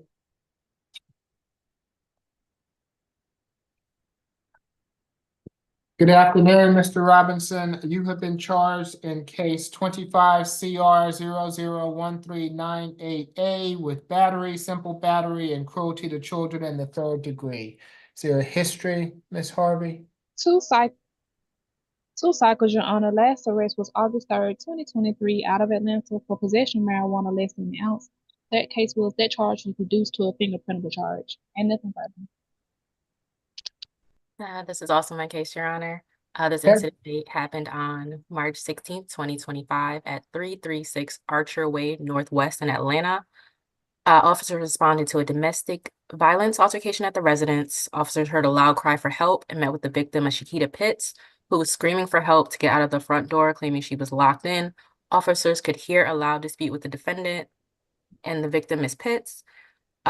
She told officers this dispute began at a Walmart located at 850 Martin Luther King Drive to get medicine for her daughter's minor initials KP. Defendant caught an attitude and decided he was going to break up with her once they returned home. She says that upon returning home, she locked the bedroom door, in which the defendant was banging on the door, claiming that she called her the B word and said she needs to open it up. When the minor child opened the door, he barged in, struck her multiple times in the face while yelling, "Get up," again, calling her the B word. choked her by wrapping both of his hands around her throat and pressing his thumbs into the front of her neck. The victim claims the defendant said he was going to spit on her and the minor child and then threatened to hit them. The victim was able to escape the defendant when she ran downstairs screaming for help.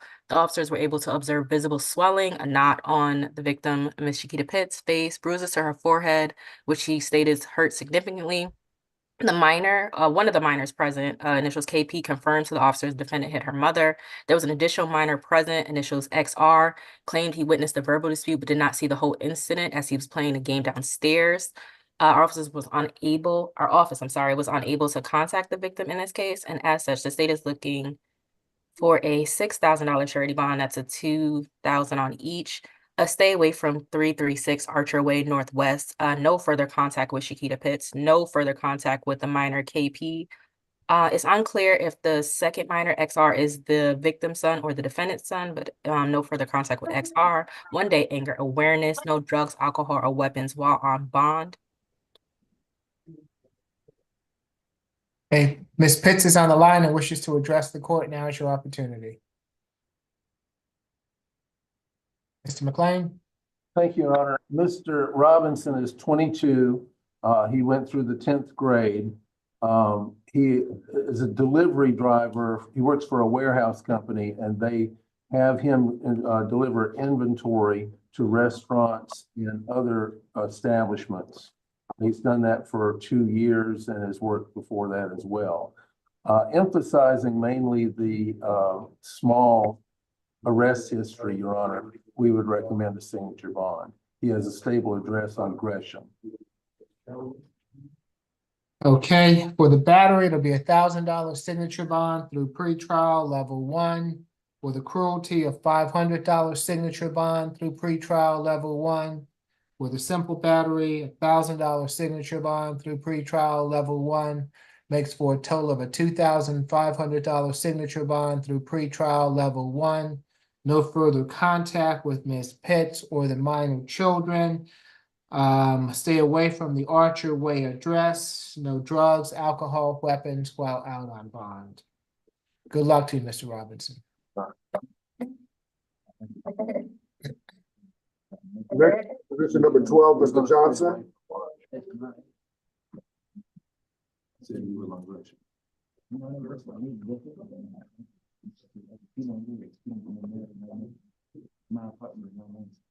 Come on, we gotta go, come on. Your Honor, have a seat. Yes, Mr. McLean. I'm being told by my client that although it is a correct mail address for relatives on Gresham, that I was wrong, that he actually lives on Archer. So if we could have a one-time escort to see whether or not Ms. Pitts has moved out. Okay, he can have a one-time police escort to the Archer Way address. If Ms. Pitts no longer lives there, then he can reside there. If Ms. Pitts does live there, he's going to have to collect his belongings and find someplace else to live. Okay? Excuse me, Mr. McLean. Yes. The lady is trying to sign back in because she cannot hear what is being said. Did you want her to sign in? Yes, that's the person who is the child's mother for Mr. Andreas. I think the court needed to hear from her if there was going to be any change in the bond condition. So it was. Yeah, she's trying to sign back in because she couldn't hear what it was being said in the meeting. Right. It would be good if she could join us if possible. She knows how the application and she can do it. She zooms. Like, okay, thank you. All right. Okay, who do we have next? Position number 12, Mr. Johnson.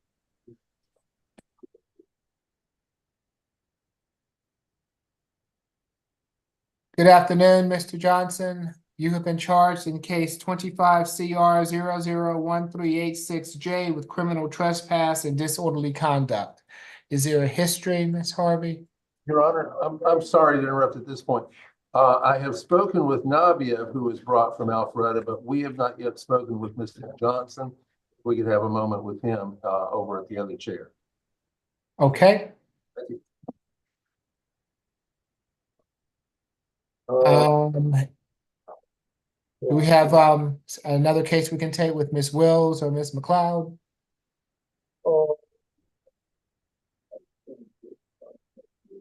I'm not sure. Your Honor, all my cases are concluded. Okay, Miss So are McLeod? mine, so are mine, Your Honor. Okay, all right, so I guess we will wait on Mr. McLean. We can take Mr. Morse. That's with a private attorney.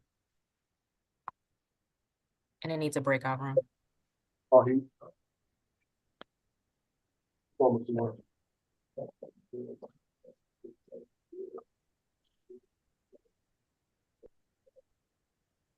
Okay, who's representing Mr. Morse?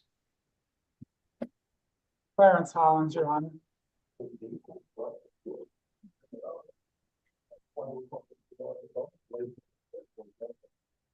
Mr. Hollins, are you with me? Yes, Judge, my apologies. I stepped to the other side of the office literally for 2 seconds and yeah. No, and then we call, of course. Good afternoon. Afternoon. Let's see. Do we need a breakout room for Mr. Morse? Is that what I Yes, heard? yes, Judge, please. It'll be Okay, very do brief. we need a breakout room or do we need to just go off the YouTube? I would request a breakout room, Your Honor, just because that when I was there, that's kind of what I would do, but I would leave it up to Your Honor's discretion. Your Honor, I believe there's an allegation of some MH issues, which is why he's asking for a breakout.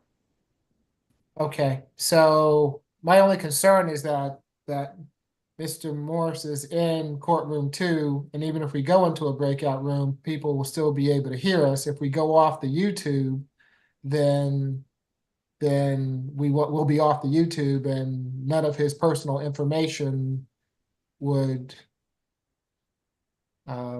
Okay, whatever you all want to do. Can we go into a breakout Your room? Honor, if I may make a suggestion.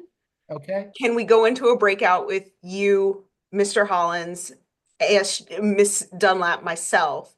Mr. Hollins can lay the information before the court as to what the issues are.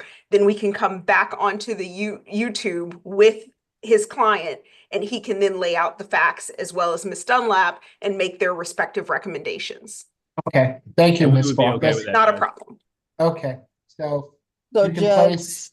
yes, so the YouTube can stay on because you're going in the breakout room, correct? That's correct, yes. Okay, thank And you.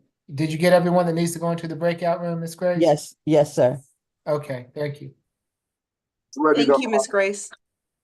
One's ready for the interpreter, if you guys are ready for that.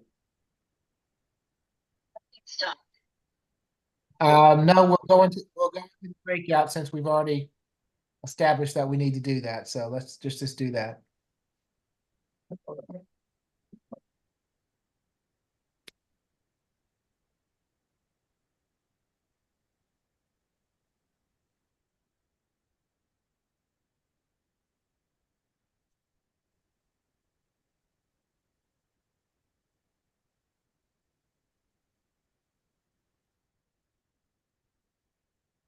Ms. Grace? Okay.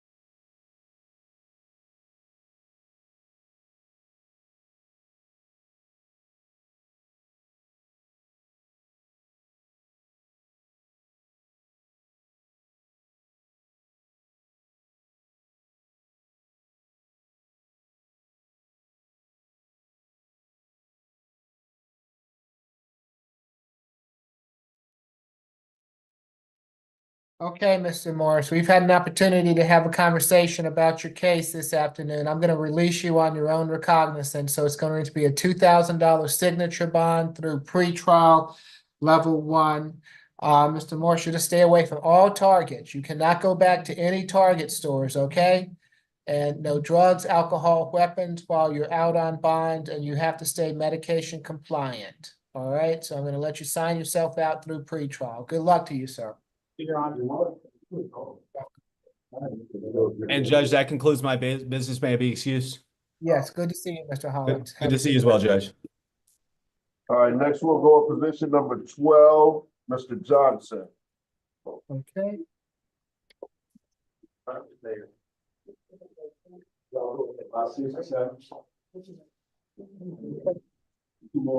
Is Mr. McLean there? This is his. Okay. Again, good afternoon, Mr. Johnson. You've been charged in case 25 CR 001386J with criminal trespass and disorderly conduct. Is there a history, Ms. Harvey? Yes, Your Honor. 23 cycles. Last arrest November 22nd, 2024, out of Fulton County for failure to appear. Appears to be on probation out of Fulton County for criminal damage to property in the second degree. Sentenced January 29th, 2025, 4 years and 34 days of probation. Also probation out of Richmond County for burglary. Sentenced in 2013, 7 years confinement, 5 years probation. In addition, there are convictions from 2003 for theft by shoplifting, 2011, drive without a valid license, and 2013 burglary. Nothing further on. Ms. Tucker? Yes, Judge, we'd be asking for $1,000 good on each charge for a total of $2,000 with a stay away from the Walmart at 5200 Windward Parkway in Milton. The facts allege that this defendant was running up to customers, yelling at them, following them, pretty much just harassing them. He already had a CT warning from this location after a 2020 shoplifting incident, so he knew he wasn't supposed to be here. Based on the facts, as well as that history, you did hear an FTA as recent as 2024, as well as he's on probation for a criminal damage in the second. I had another criminal trespass recently. We're asking for that $2,000 total good bond with a stay away. Mr. McLean? Mr. Johnson is 44. He actually installs windows for a company, and before that, he has worked in the restaurant industry. But for several years, he's been steadily employed. He does not receive a check. He would like to ask the court to consider a signature bond in that in this situation, he feels there was a misunderstanding. He didn't realize he was not supposed to be back. And because it is just these two charges, he's going to ask the court to consider a signature bond. If not, $1,000 surety bond. With any surety bond at all, though, he's probably going to be here for the couple of weeks. Okay, so for each charge, it'll be a $500 good bond, makes for a total of $1,000 good bond. Stay away from the Walmart on Windward Parkway. No drugs, alcohol, weapons while out on bond. Thank you. Next, we have position number 17, Mr. Nabiev.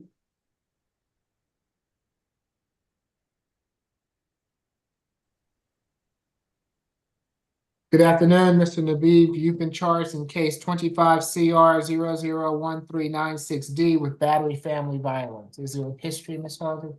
Yes, Your Honor. 2 cycles. Last arrest was September 27th, 2019 for battery family violence out of Roswell, Georgia. There was no disposition listed for this case, Your Honor. Nothing further. Stella? Thank you, Your Honor. I want to put on record that we intend to upgrade this based on the prior. And this incident happened on 3/15/2025 at 470 Shadowwood Court in Roswell. The officer spoke to the victim, Aljan, who advised the defendant his older brother. The dispute began over a computer. The victim showed scratches in the bicep area, forehead, and nose. The defendant had approached him in reference to playing a game on his computer. Defendant said he didn't want him to use his computer. Defendant then became angry. and started yelling, "What are you going to do about it?" Grabbed the victim's shoulder, attempted to strike him with a closed fist. Once the two fell to the ground and a struggle ensued, the victim stated he wasn't sure what happened after, but the defendant was on top of him and struck him with closed fists in the stomach, and he had to struggle to get him off of him, sorry. The previous case, the 2019 case, was with the defendant's mother. And so in that case, the state is looking for a $6,000 surety bond on this case, a family violence intervention program, no further contact with the victim, Aljan, last name Nabiev, a stay away from 470 Shadowed Court in Roswell. The office did have a chance to speak with the victim. He said that he has concerns for his safety. It looks like it's the mother's overall residence.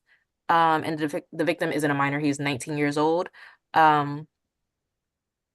Yeah, but the state is still requesting, I'm sorry, a stay away and no further contact, given those facts and the fact that the previous battery family violence and the fact that this happened 2 days ago. If Ms. Alijan is on the line and wishes to address the court, now is your opportunity. Mr. McLean? Thank you, Your Honor. Mr. Nabiev is 29. He's been in Georgia 20 years of the 29 years. He has more family than has been mentioned. He's got his uncle, who's emergency contact. He would ask the court to, he also went to Fulton Science High School, graduated from there, I believe. So he would like to ask the court to consider a signature bond in this case. He has people he can stay with if he's told to stay away from Shadowwood. Okay, it will be a $2,000 good bond, no further contact with the alleged victim, stay away from the incident location, no drugs, alcohol, weapons while out on bond. Good luck to you, sir. He can have a one-time escort to retrieve any belongings if necessary as well. Next, we have position number 18, Mr. O'Kelly.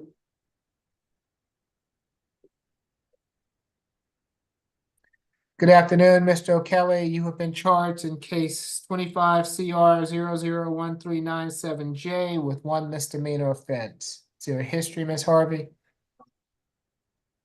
6 cycles out of Georgia, 1 out of Florida. Last arrest was out of Florida, April 2021 for battery. That case was dismissed, Your Honor. Nothing further.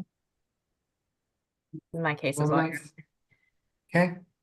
This incident happened on August 18th, 2024. I believe this address is the victim's address, but for location purposes, this is 1005 Meadow Glen Circle, Fairborn. The defendant made a fake Facebook page of, I believe, his ex-girlfriend, Courtney Freison, Freison.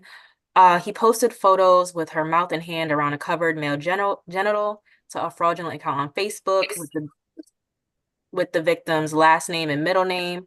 He also posted several explicit photos of her. The victim told officers she knew it was a defendant because he had been harassing her and accused her of talking to another guy. He had called her 16 times between the time of 3:12 and 3:30 a.m. and then used another person's phone to continue to call her.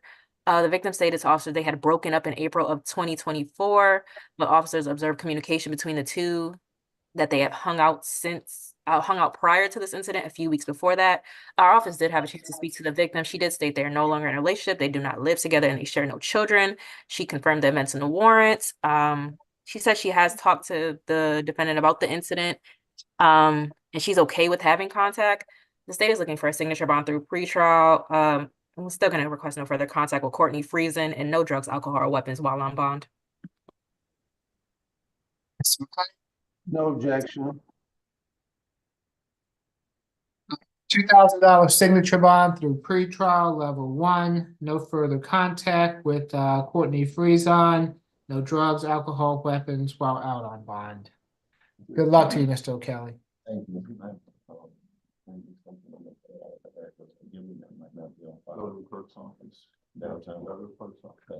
Thank you, Your Honor. Next, we have position number 22, Mr. Ross.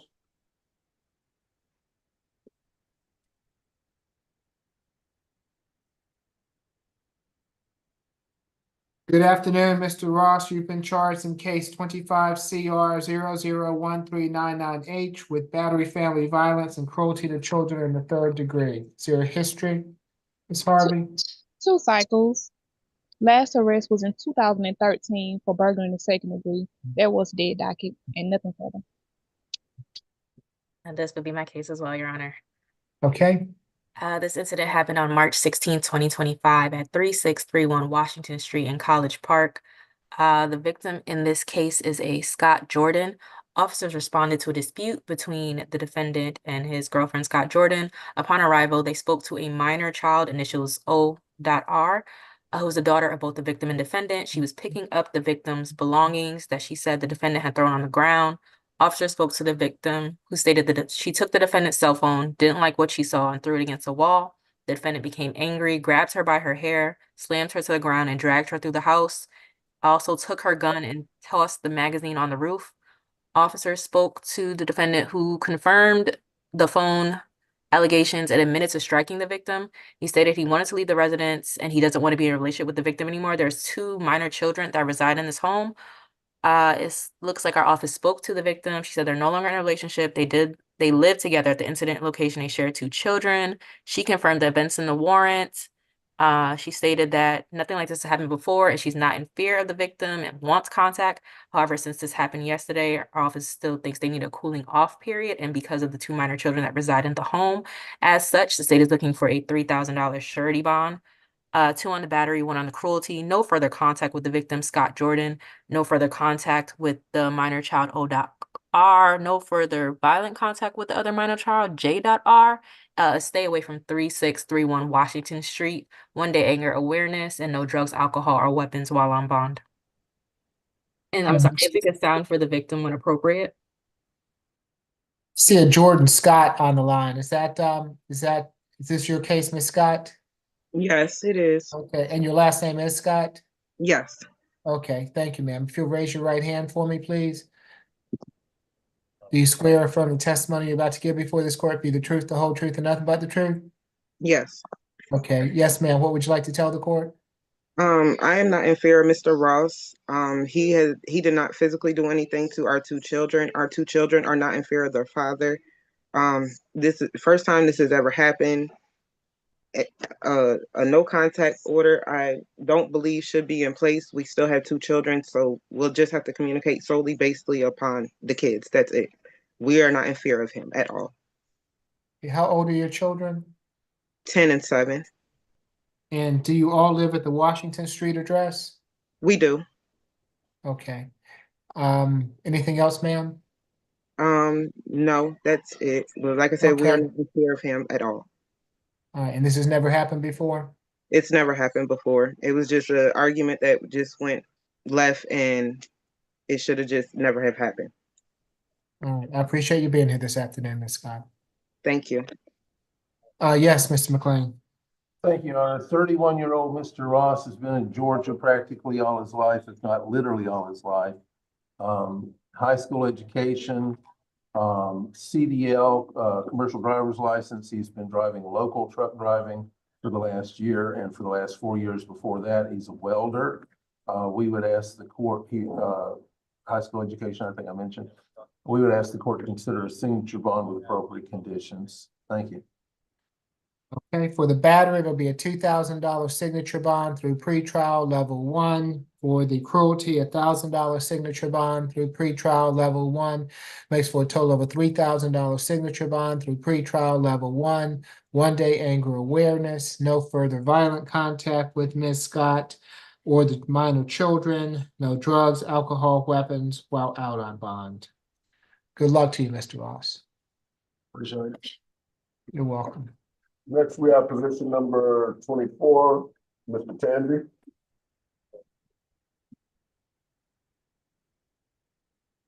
Good afternoon, Mr. Tandy. You have been charged in case 25 CR 001391G with obstruction of a law enforcement officer and fighting. Is there a history? Yes, Your Honor, 5 cycles. Last arrest, October 4th, 2024, out of Henry County for a probation violation. Appears to have an open case out of Henry County for battery, a 2023 conviction for battery, and 2021 fleeing, attempted to elude, and willful obstruction. Also appears to have a hold out of Henry County, Your Honor. Nothing further. Yes, Ms. Falk.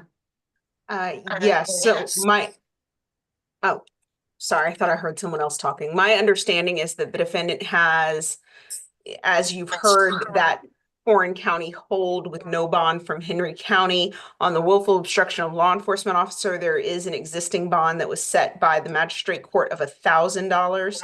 In this particular case, Your Honor, officers were called out to 400 Edgewood and Jackson Street Northeast. There was a report made in reference to a group of females assaulting a group of males assaulting another male. The officers gave verbal commands for the individuals to stop. When they observed the four males, the defendants continued to run, including defendant Cameron Tandy, who admitted to being in the assault and complained of injury to his right hand. He stated he was injured from punching a person who bumped into him at the club located at 421 Edgewood, which is the happy hour. The co-defendants who were with him, one of them was in possession of a stolen firearm. The victim who presented at the hospital did present with injuries. As you have heard, the defendant has a history including felony fleeing, felony obstruction, which is a conviction out of Morgan County in 2021, a Henry County battery conviction in 2022. The victim in that is Messiah Bowie, so it is a different victim, a 2023 open battery, and a probation violation from October 4th of 2024 in Henry County. Needless to say, he is clearly a risk of reoffense. He has multiple cases that he's already been convicted of involving violence, such as that battery. He also has a felony obstruction, which is an offense of violence out of Morgan County. And so based on that, our state's recommendation is a $4,000 surety bond, no alcohol, drugs, or weapons, stay away from the happy hour at 421 Edgewood. The individual who, the victim who presented at the hospital declined to give their information. So unfortunately, we do not have a no further contact name. However, the officers did have contact with that victim as well as observed the obstruction and the affray. So that is our recommendation. Thank you, Mr. McClain. Thank you, Your Honor. Cameron Tandy is only 20 years old, Your Honor. He has a high school education. He does have that Henry hold, but his stable address is in McDonough. He feels that they know him in Henry County, and he feels that he'll do fine in court when he gets there to the hold. 4 months he's been working for Riders, and for a year for McDonald's before that, and similar jobs in the past, Your Honor. He asked the court to consider a signature bond, and if not a signature bond, then a $1,000 surety. Okay, for each charge, it'll be a $500 good bond, makes for a $1,000 good bond. Stay away from happy hour on Edgewood, no drugs, alcohol, weapons while out on bond. Good luck, Mr. Tandy. Next, we have position number 19, Mr. Phillips.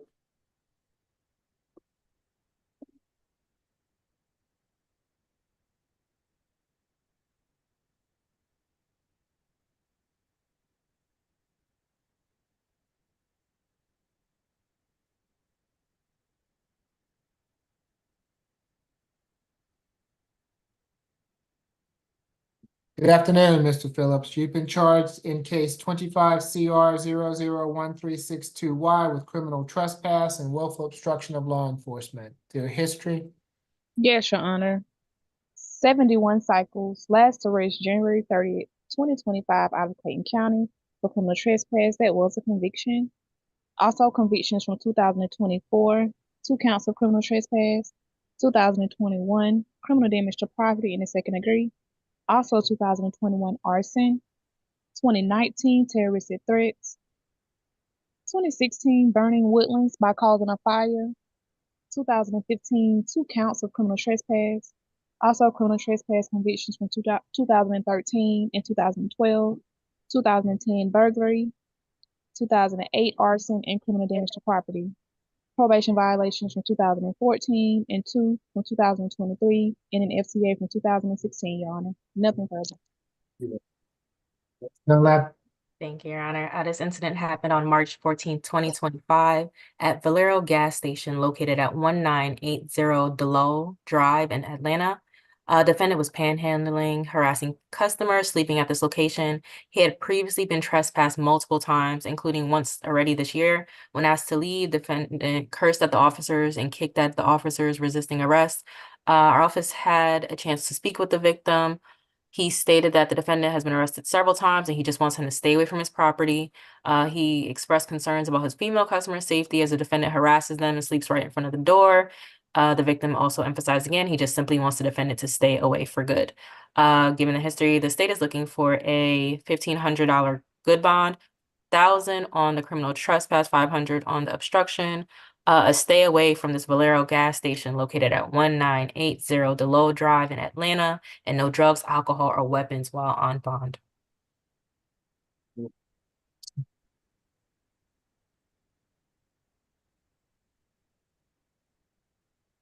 Yes, Your Honor.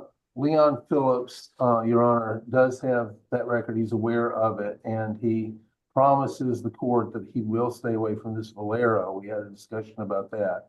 I've also had him commit to talking to our social worker about housing advice. He believes that he's got a check as income, but he hasn't seen his payee in a while, and so he might be in a situation, I don't want to accuse anybody I don't know, but you might be in a situation of being exploited because he's receiving no benefit from the check if it's still on, and it's been quite a while. So if he could get his paperwork straightened out, he'll have a place to live. We would ask the court to consider a signature bond with him living in a shelter for the time being. But if not that, Your Honor, we would ask for a $1,000 surety. For each charge, it'll be $100 good bond, makes for a total of a $200 good bond. Stay away from the Valero on DeLoe Drive, no drugs, alcohol, weapons while out on bond. Mr. McLean, I do want him to have a social worker visit, and I'll take another look at it if he's still in custody on April 1st at the SAP calendar, okay? Very good. Thank you, Your Honor. Good luck to you, Mr. Phillips. We can go to courtroom one. Say it again? We can go to courtroom one with the two Spanish interpreters. Okay, are we done with everyone in courtroom two? Yes. Okay, before we go to courtroom one, Mr. McLean, was there a young lady on here that I needed to hear from on another Yes. case? Yes, ma'am. Chance would know. Señora Galilea Fernanda Suastegui, ¿puede prender su micrófono, por favor? Okay. There she is, Your Honor. Okay, what case is this, Mr. McLean? Andres, Andres, last name, Alfredo. Okay, is this Miss Hernandez? Señora Fernández, ¿es usted la señora Fernández? No, Hernández. Hernandez, Your Honor. I think that's what She is the mother of the child of Mr. Alfredo Andreas. ¿Usted es la madre de el hijo del señor Alfredo Andrés? Sí. Yes. Okay, if she can raise her right hand for me. ¿Puede levantar su mano derecha, por favor? Do you swear or affirm the testimony you're about to give before this court be the truth, the whole truth, and nothing but the truth? ¿Jura que todo lo que dirá en este tribunal será la verdad, toda la verdad y nada más que la verdad? Sí, lo juro. I do. Okay. Ma'am, would you tell me about the incident that occurred and whether you want contact with Mr. Andreas? Señora, ¿me podría decir acerca del incidente que ocurrió después de eso? ¿Usted quiere continuar teniendo contacto con el señor Andrés?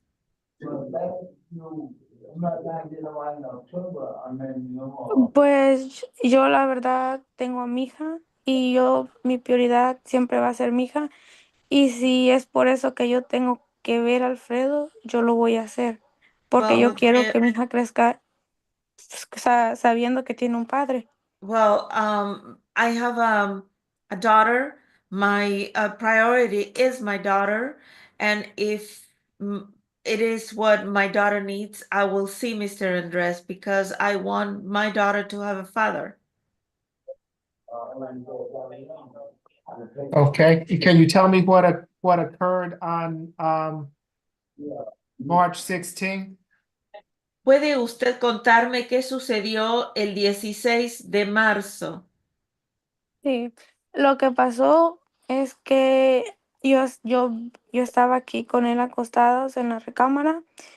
Entonces él me dijo que si podíamos, o sea, me empezó a tocar. Entonces yo Okay, no we quise, were in bed in our bedroom and he started to touch me.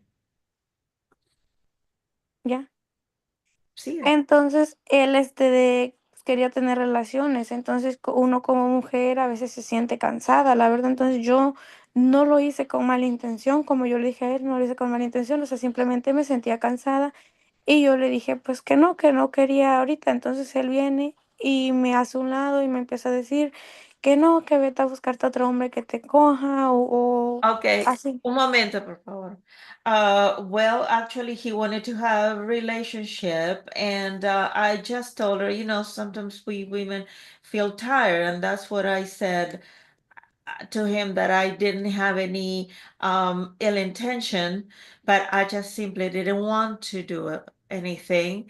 So he just stood up and started telling me that, look, you need somebody else to fuck you. Siga. Ajá, entonces yo después me volteé y como él se volteó y me dijo así, entonces yo intenté arreglar las cosas. Entonces yo le dije, no, mira, no es lo que tú piensas, mira, ven, tócame. Entonces yo le empecé a decir, entonces ya después él me dijo, no, quítate. Entonces yo lo que hice fue bajarme de la cama, irme a bañar, alistar mis cosas, Okay, porque, dame un momento, por favor. So then what I try to, solve things. And so he just turned away, and I said, look, everything is okay. We can touch each other. You can touch me. And he said, go away. Leave me alone. So what I did is just get up and go and take a shower. fui a arreglar mis cosas, mi ropa, porque pues yo ya me iba a ir para mi casa con mi hija, porque yo no quería tener problemas con él, porque pues, no. I'm sorry, Your Honor, I made a mistake. I left and went and prepared my things because I wanted to live with my daughter. I didn't want to have a problematic situation with my daughter there. Ajá, entonces en lo que yo me paro, cuando yo ya tenía todo arreglado, entonces yo dejo mis llaves en la cesta de la canasta de mi ropa. Entonces cuando yo le dije, ok, ya me voy, yo vine a agarrar a mi hija, ya me iba a ir, en lo que yo salgo, él me gana las llaves, o sea, agarra primero las llaves de mi carro y me las quita, o sea, me quitó mis llaves. Okay, one moment. So then after, when I had all my things ready, I said, okay, I'm done. And I put my keys in the laundry basket. And then as I'm walking out, he grabs the keys. Agarró la llave, ¿qué hizo? Y se salió corriendo. Entonces, Oh, and he grabbed the keys and he ran off. Sí. y yo me fui detrás de él. Entonces después I chased him. yo lo And alcancé y le dije, dame mis llaves, por favor. Y me dijo él, ok, métete a la casa, métete a la casa. Entonces yo vengo para no estar peleando allá afuera, me metí a la casa y, o sea, yo pensé que pues él se iba a calmar aquí. Entonces me dijo, no, que vete con los hombres que te vayan a coger. O sea, siempre es okay. muy... Then I could reach him and I said, give me my keys. And I said, okay, get back in the house. So in order not to create more problems, I went into the house, and so I asked again, and he said, no, you just go with all the men that can fuck you. ¿Qué más?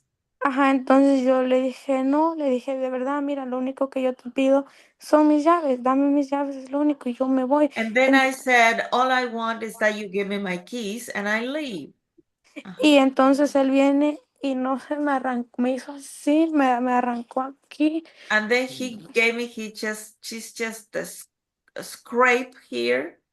Ajá, no sé, me hizo así.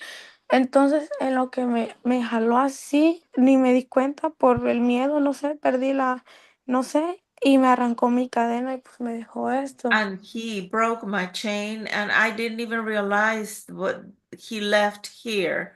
I was, nervous. I didn't realize. Okay, thank you, Ms. Chancey. What I've heard so far, I'm going to keep my no further contact order in place. Ok, basado en lo que he escuchado, voy a mantener la orden de distanciamiento perimetral válida. Okay. Thank you for being here, ma'am. Gracias por estar aquí, señora. De nada, gracias a usted por atenderme. Thank you so much for listening to me. Welcome. Okay, so if we can now go ahead and place courtroom 2, Ms. Chancey, and courtroom 1, I guess, into a breakout room. Those are the only 2 that we have left. Is that right? Now, there's what was the name of the other person that was, I think we covered everybody, right? It was Yeah, it's just those 2 right there. Okay. What about position 27, Robert Wilson?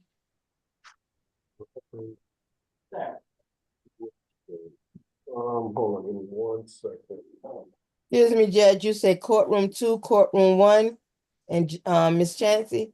Yes, give me 1 second though. Okay. Before you do that.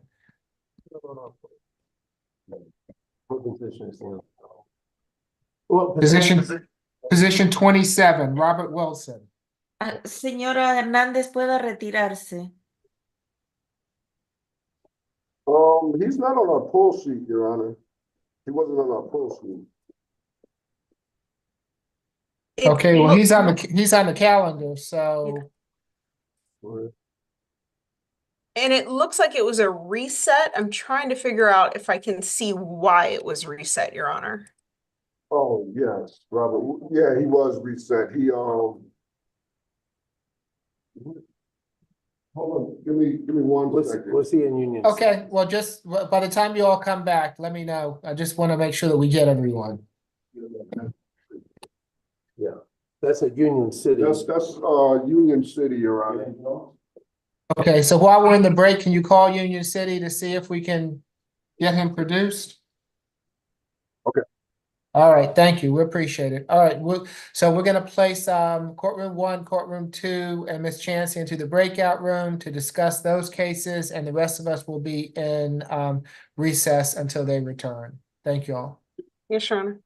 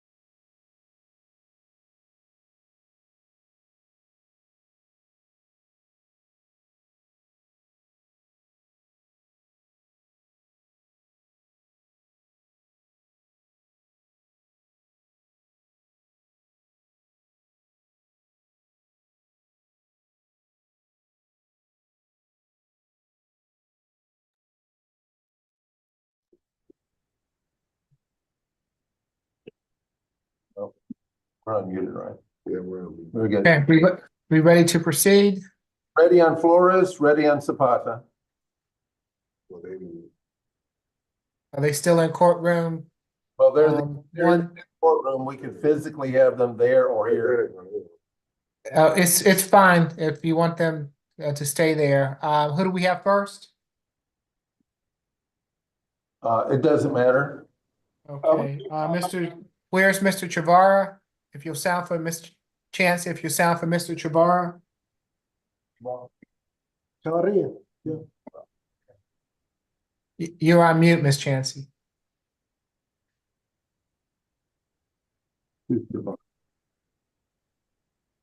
Señor Echeverría, está en la plataforma de Zoom. Por favor, prenda su micrófono.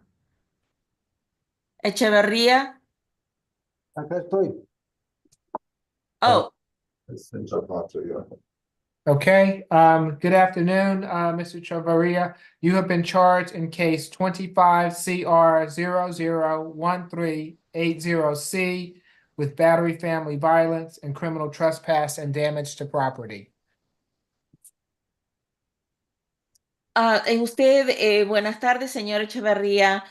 Usted ha sido acusado en el caso 25CR001380C con golpes y lesiones, violencia familiar, allanamiento de morada y daño a la propiedad. Is there a history, Miss Harvey? ¿Hay antecedentes, señora Harvey? No, Your Honor, first arrest. No, su señoría, este es el primer arresto. Miss Tucker? Señora Yes, Tandy. Judge. We're asking for a $2,000 signature bond through pretrial on count 1 and a $1,000 signature bond on count 2 for a total of $3,000. Sí, su señoría, estamos pidiendo por una fianza de $2,000 bajo firma a través de los servicios previos al juicio para un cargo y $1,000 de fianza bajo firma en el cargo 2. Yeah. With no further contact with Suhey Garcia Perez and to stay away from 7,000 Roswell Road, Unit 243 in Sandy Springs. Eso daría un total de $3,000 de fianza. Y también estamos solicitando que se mantenga distanciado del 7,000 de Roswell Road, la unidad 243 en Sandy Springs, y no tener más contacto alguno con Suji García Pérez. The facts allege that this defendant had broken the dinner table while intoxicated and was yelling at his son Jose. Los hechos alegan que este acusado rompió la mesa mientras estaba intoxicado y comenzó a gritar a su hijo, José. Jose decided to call 911 because he was afraid the situation would escalate. And as he was trying to call, the defendant started to approach him. José decidió llamar al 911 porque tuvo miedo de que la situación se empeorara y él estaba tratando de llamar cuando el acusado empezó a acercarse a él. So the victim, his wife, Miss Garcia Perez, pushed him away so he couldn't take the phone from the son. Entonces la víctima, su esposa, señora García Pérez, lo empujó para que se alejara y no pudiera tomar el teléfono que tenía su hijo. The defendant then struck the victim in the face twice, leaving redness and swelling. El acusado entonces golpeó a la víctima en la cara 2 veces, dejando enrojecimiento e inflamación. We attempted to reach the victim and were unsuccessful. If we could sound for her in just a moment, but for the violence alleged in the facts, we're recommending that $3,000 signature bond. Intentamos contactar a la víctima, pero sin éxito. y quisiéramos llamarla en este momento por el cargo de violencia alegado, y recomendamos esa fianza de $3,000 bajo firma. Señora García Pérez, ¿está presente? García, Doesn't, doesn't, doesn't appear so. Mr. McLean? No objection to the signature bond. We would leave it up to the court on the condition, considering that there's no priors. We would still leave that up to the court on the condition of whether he should stay away from or go back to 7,000 Roswell Road.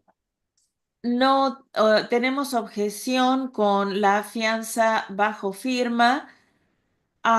Dejamos que el juez decida sobre las condiciones, considerando que no hay arrestos anteriores, y dejaremos también que su señoría decida en la condición de que si él debe mantenerse alejado o regresar al domicilio del 7000 de Roswell Road. Be a $2,000 signature bond through pretrial level 1.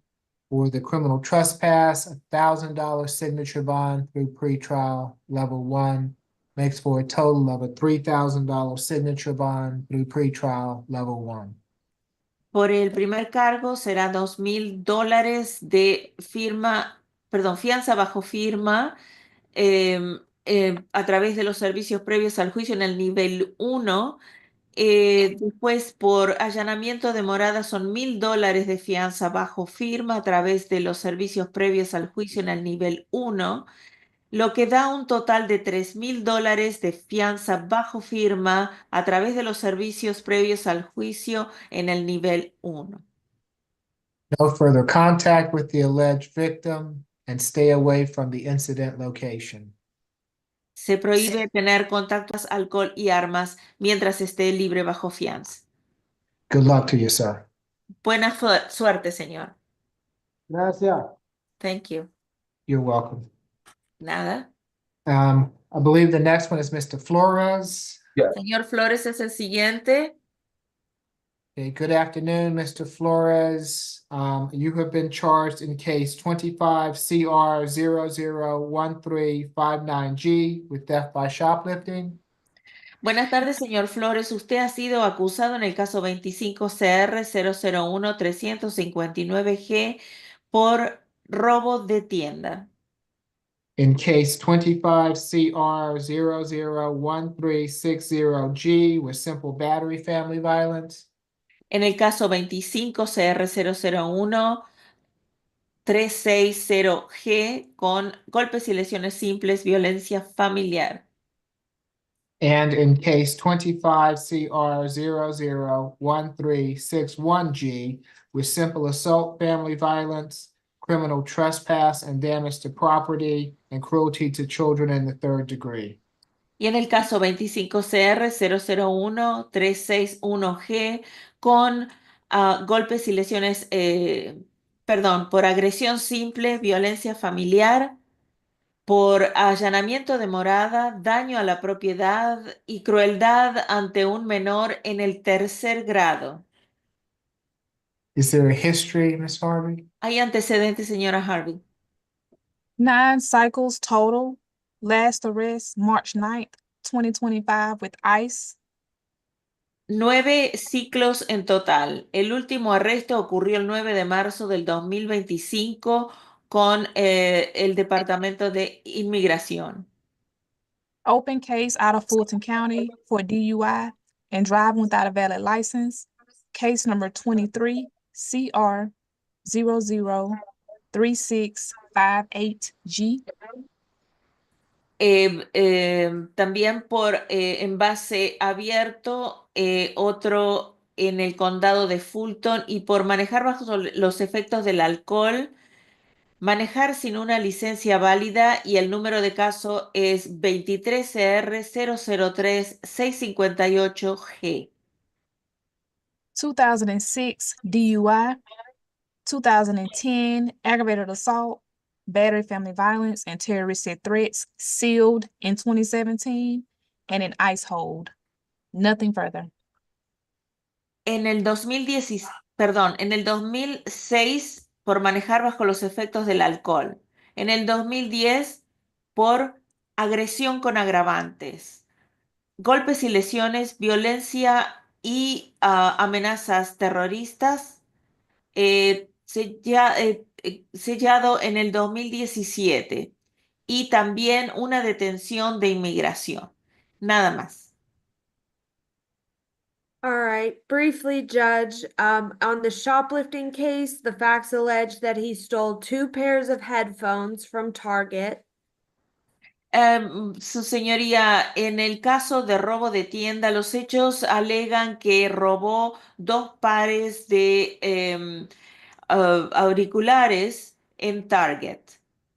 In the simple battery family violence case, the facts allege that the defendant went to her residence, which he had moved out of, and pushed her with both hands.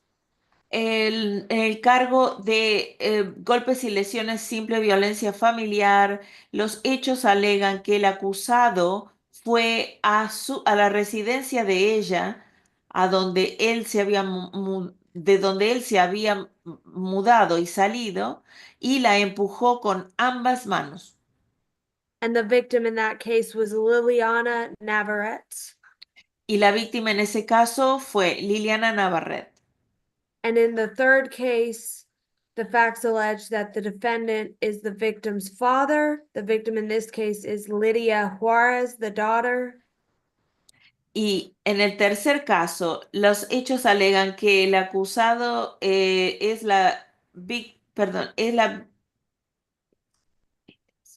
es el padre de la víctima. La víctima en este caso es Lidia Juárez, la hija.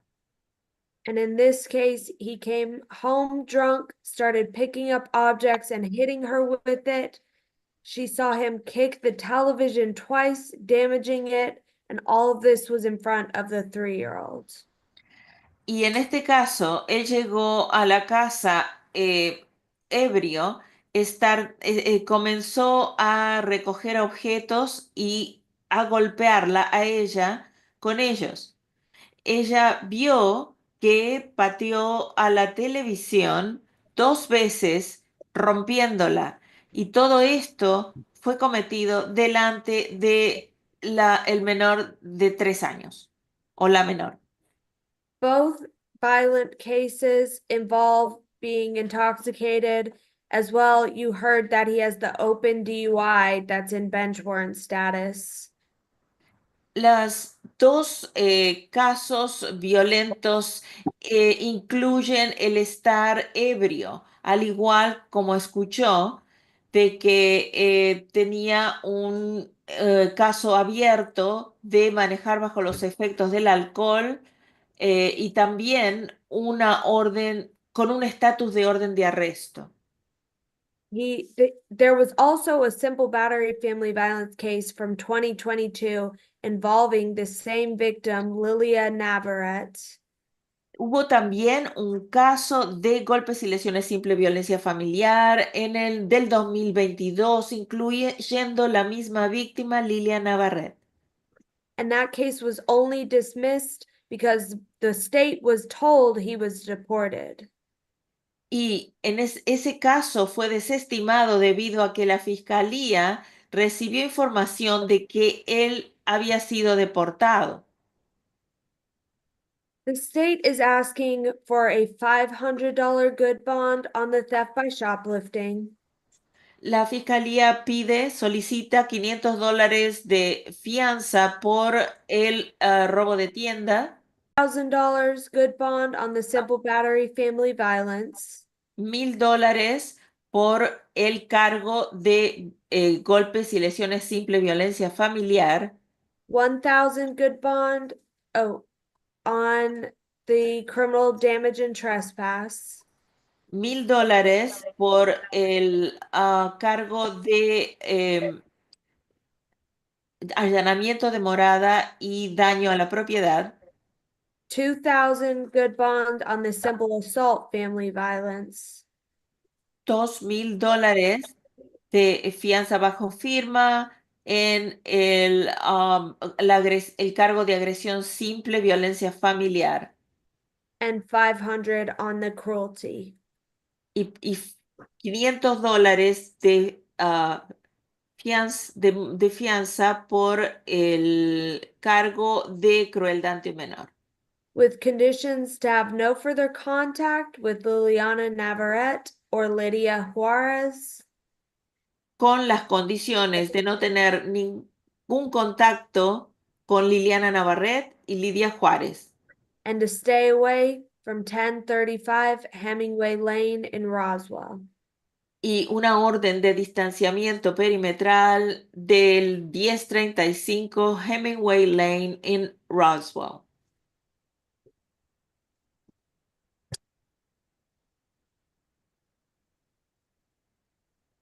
Mr. McLean?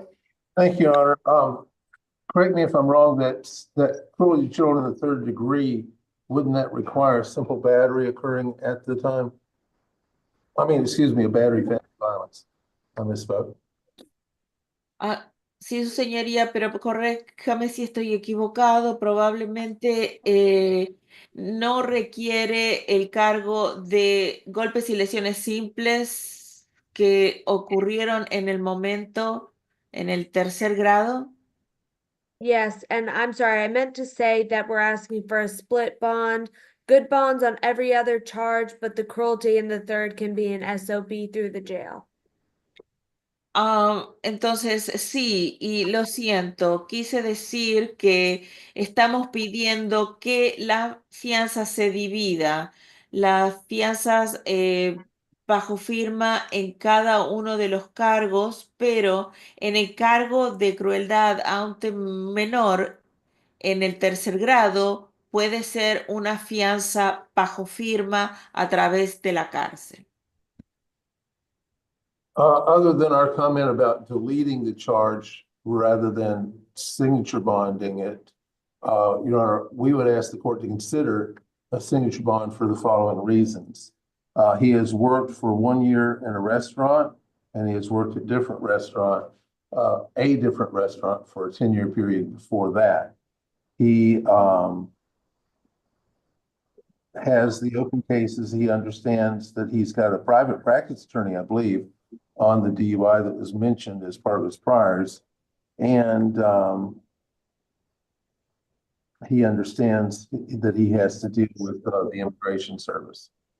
Otro que el comentario sobre que se borre el cargo en lugar de recibir una fianza bajo firma en el cargo, su señoría, quisiéramos solicitar que considerara una fianza bajo firma por las siguientes razones. Él ha trabajado 1 año en un restaurante y ha trabajado en diferentes restaurantes por 10 años, un periodo de 10 años antes. Él tiene casos abiertos y entiende que también yo entiendo que obtuvo un abogado particular, creo que en el cargo de manejar bajo los efectos del alcohol y fue mencionado en sus antecedentes. Él entiende que él tiene que lidiar con el servicio de inmigración. Right, I shouldn't say Immigration Service, it's ICE, because of course they changed their name several years ago. But that would be our request.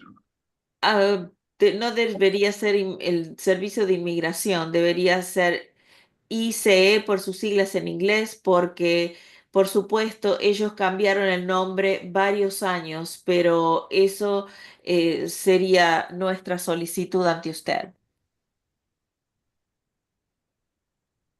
Ms. Tucker, if the simple assault doesn't support a cruelty, why is the state not now processing it? the state intends to null pros it, but sometimes when you submit a null pros early, then the case gets marked as closed, and I just want to keep it all clean. So when the case eventually goes on to either plea or whatever, it will be null pros at that time.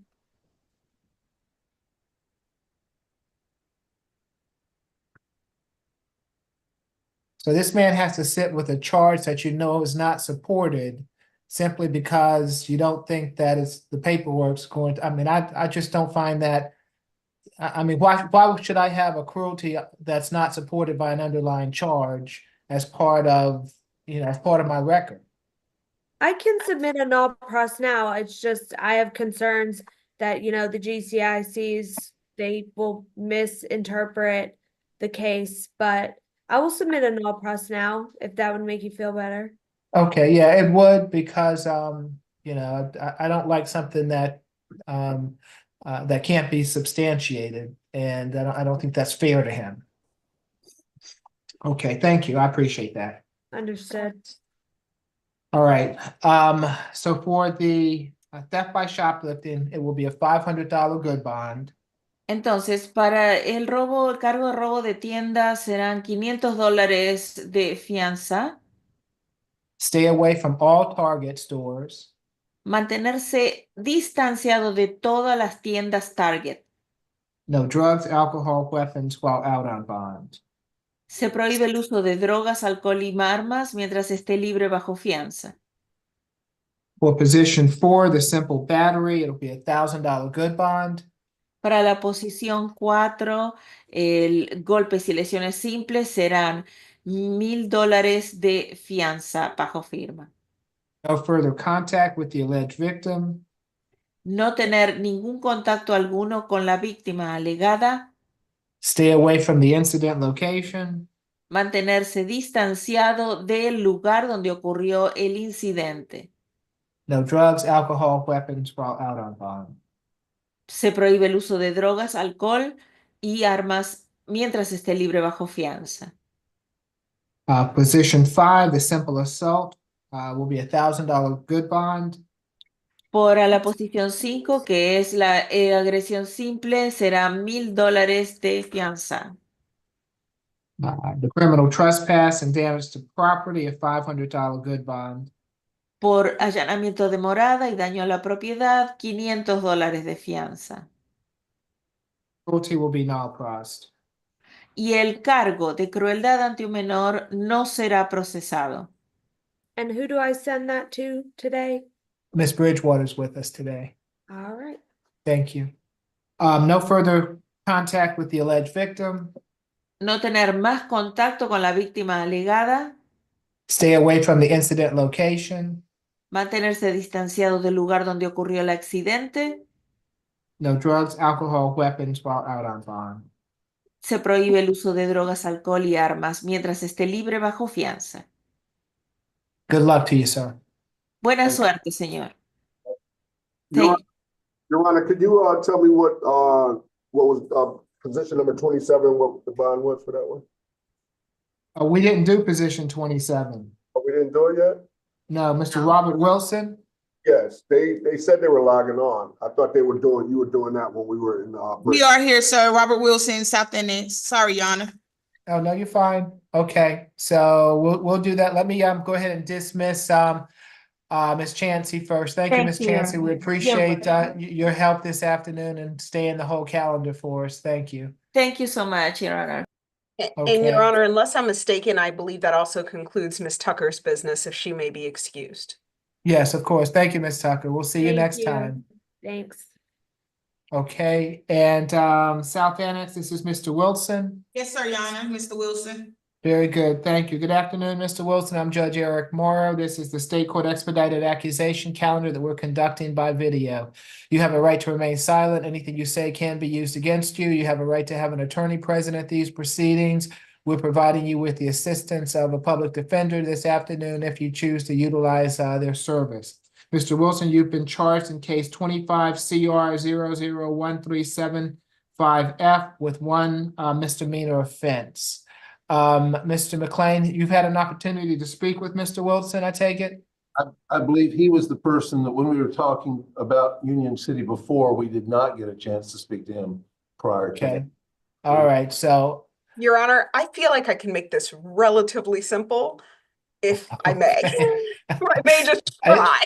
It's up to you. I'm gonna leave that up to you. I'm gonna leave that up to you, Mr. McLean. Can we allow Ms. Falk to make it relatively simple, and if If not, you'll just hear me out on this. okay, all right. Okay. We are agreeable to a signature bond with the condition, and it doesn't matter what the amount is, with the condition that he have no further violent or contact of an inappropriate nature with Sergeant C. Graham at the Fulton County Jail. If Your Honor, I'm just gonna kind of put this on the record really quickly. Not the facts, but this defendant's been in jail for 1,631 days. And as Your Honor knows, there is only one way that a defendant ends up in jail for that long. And so regardless of what I do to him, his jail time, he will remain in custody on his felony charges. Okay. So $1,000 signature bond through the jail. No further violent contact with the sergeant or violent or what was the? I would just say contact of an inappropriate nature. Inappropriate nature with Sergeant Graham. No drugs, alcohol, weapons, obviously. Any objection to any of that, Mr. McLean?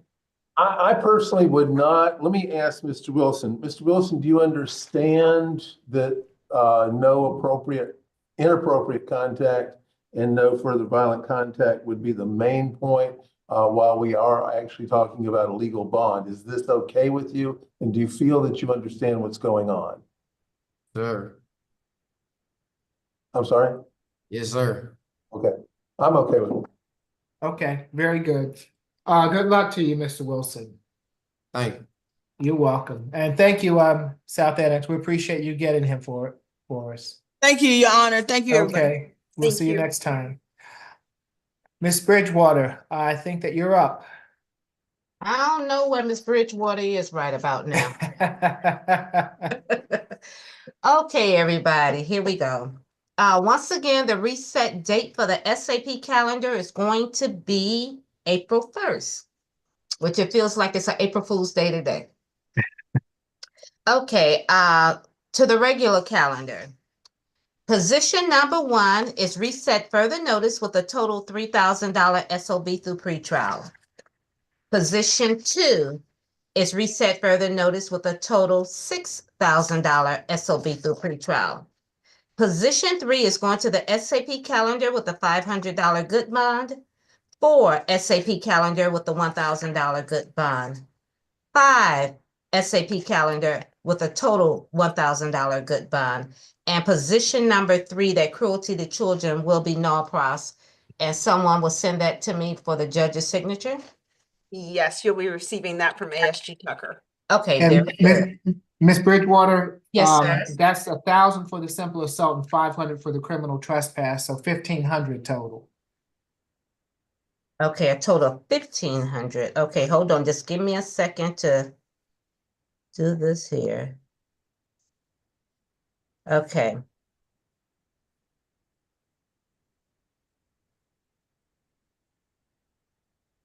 Okay.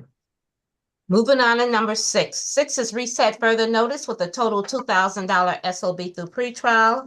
7 is reset further notice with a $3,000 SOB through pretrial. 8 is going to the SAP calendar with the $1,000 good bond. 9 SAP calendar with the $1,000 good bond. 10 SAP calendar with a $500 good bond. 11 SAP calendar with a $4,500 good bond. 12 SAP calendar with a total $1,000 good bond. 13 reset further notice with a $1,000 SOB through pretrial.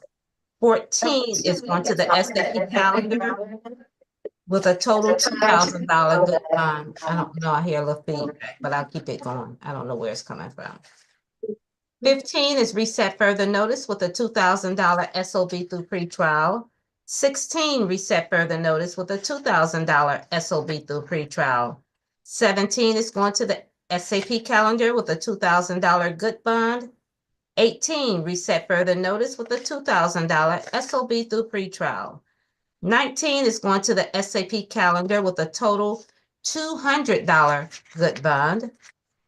20, reset further notice with a total $2,500 SOB through pretrial.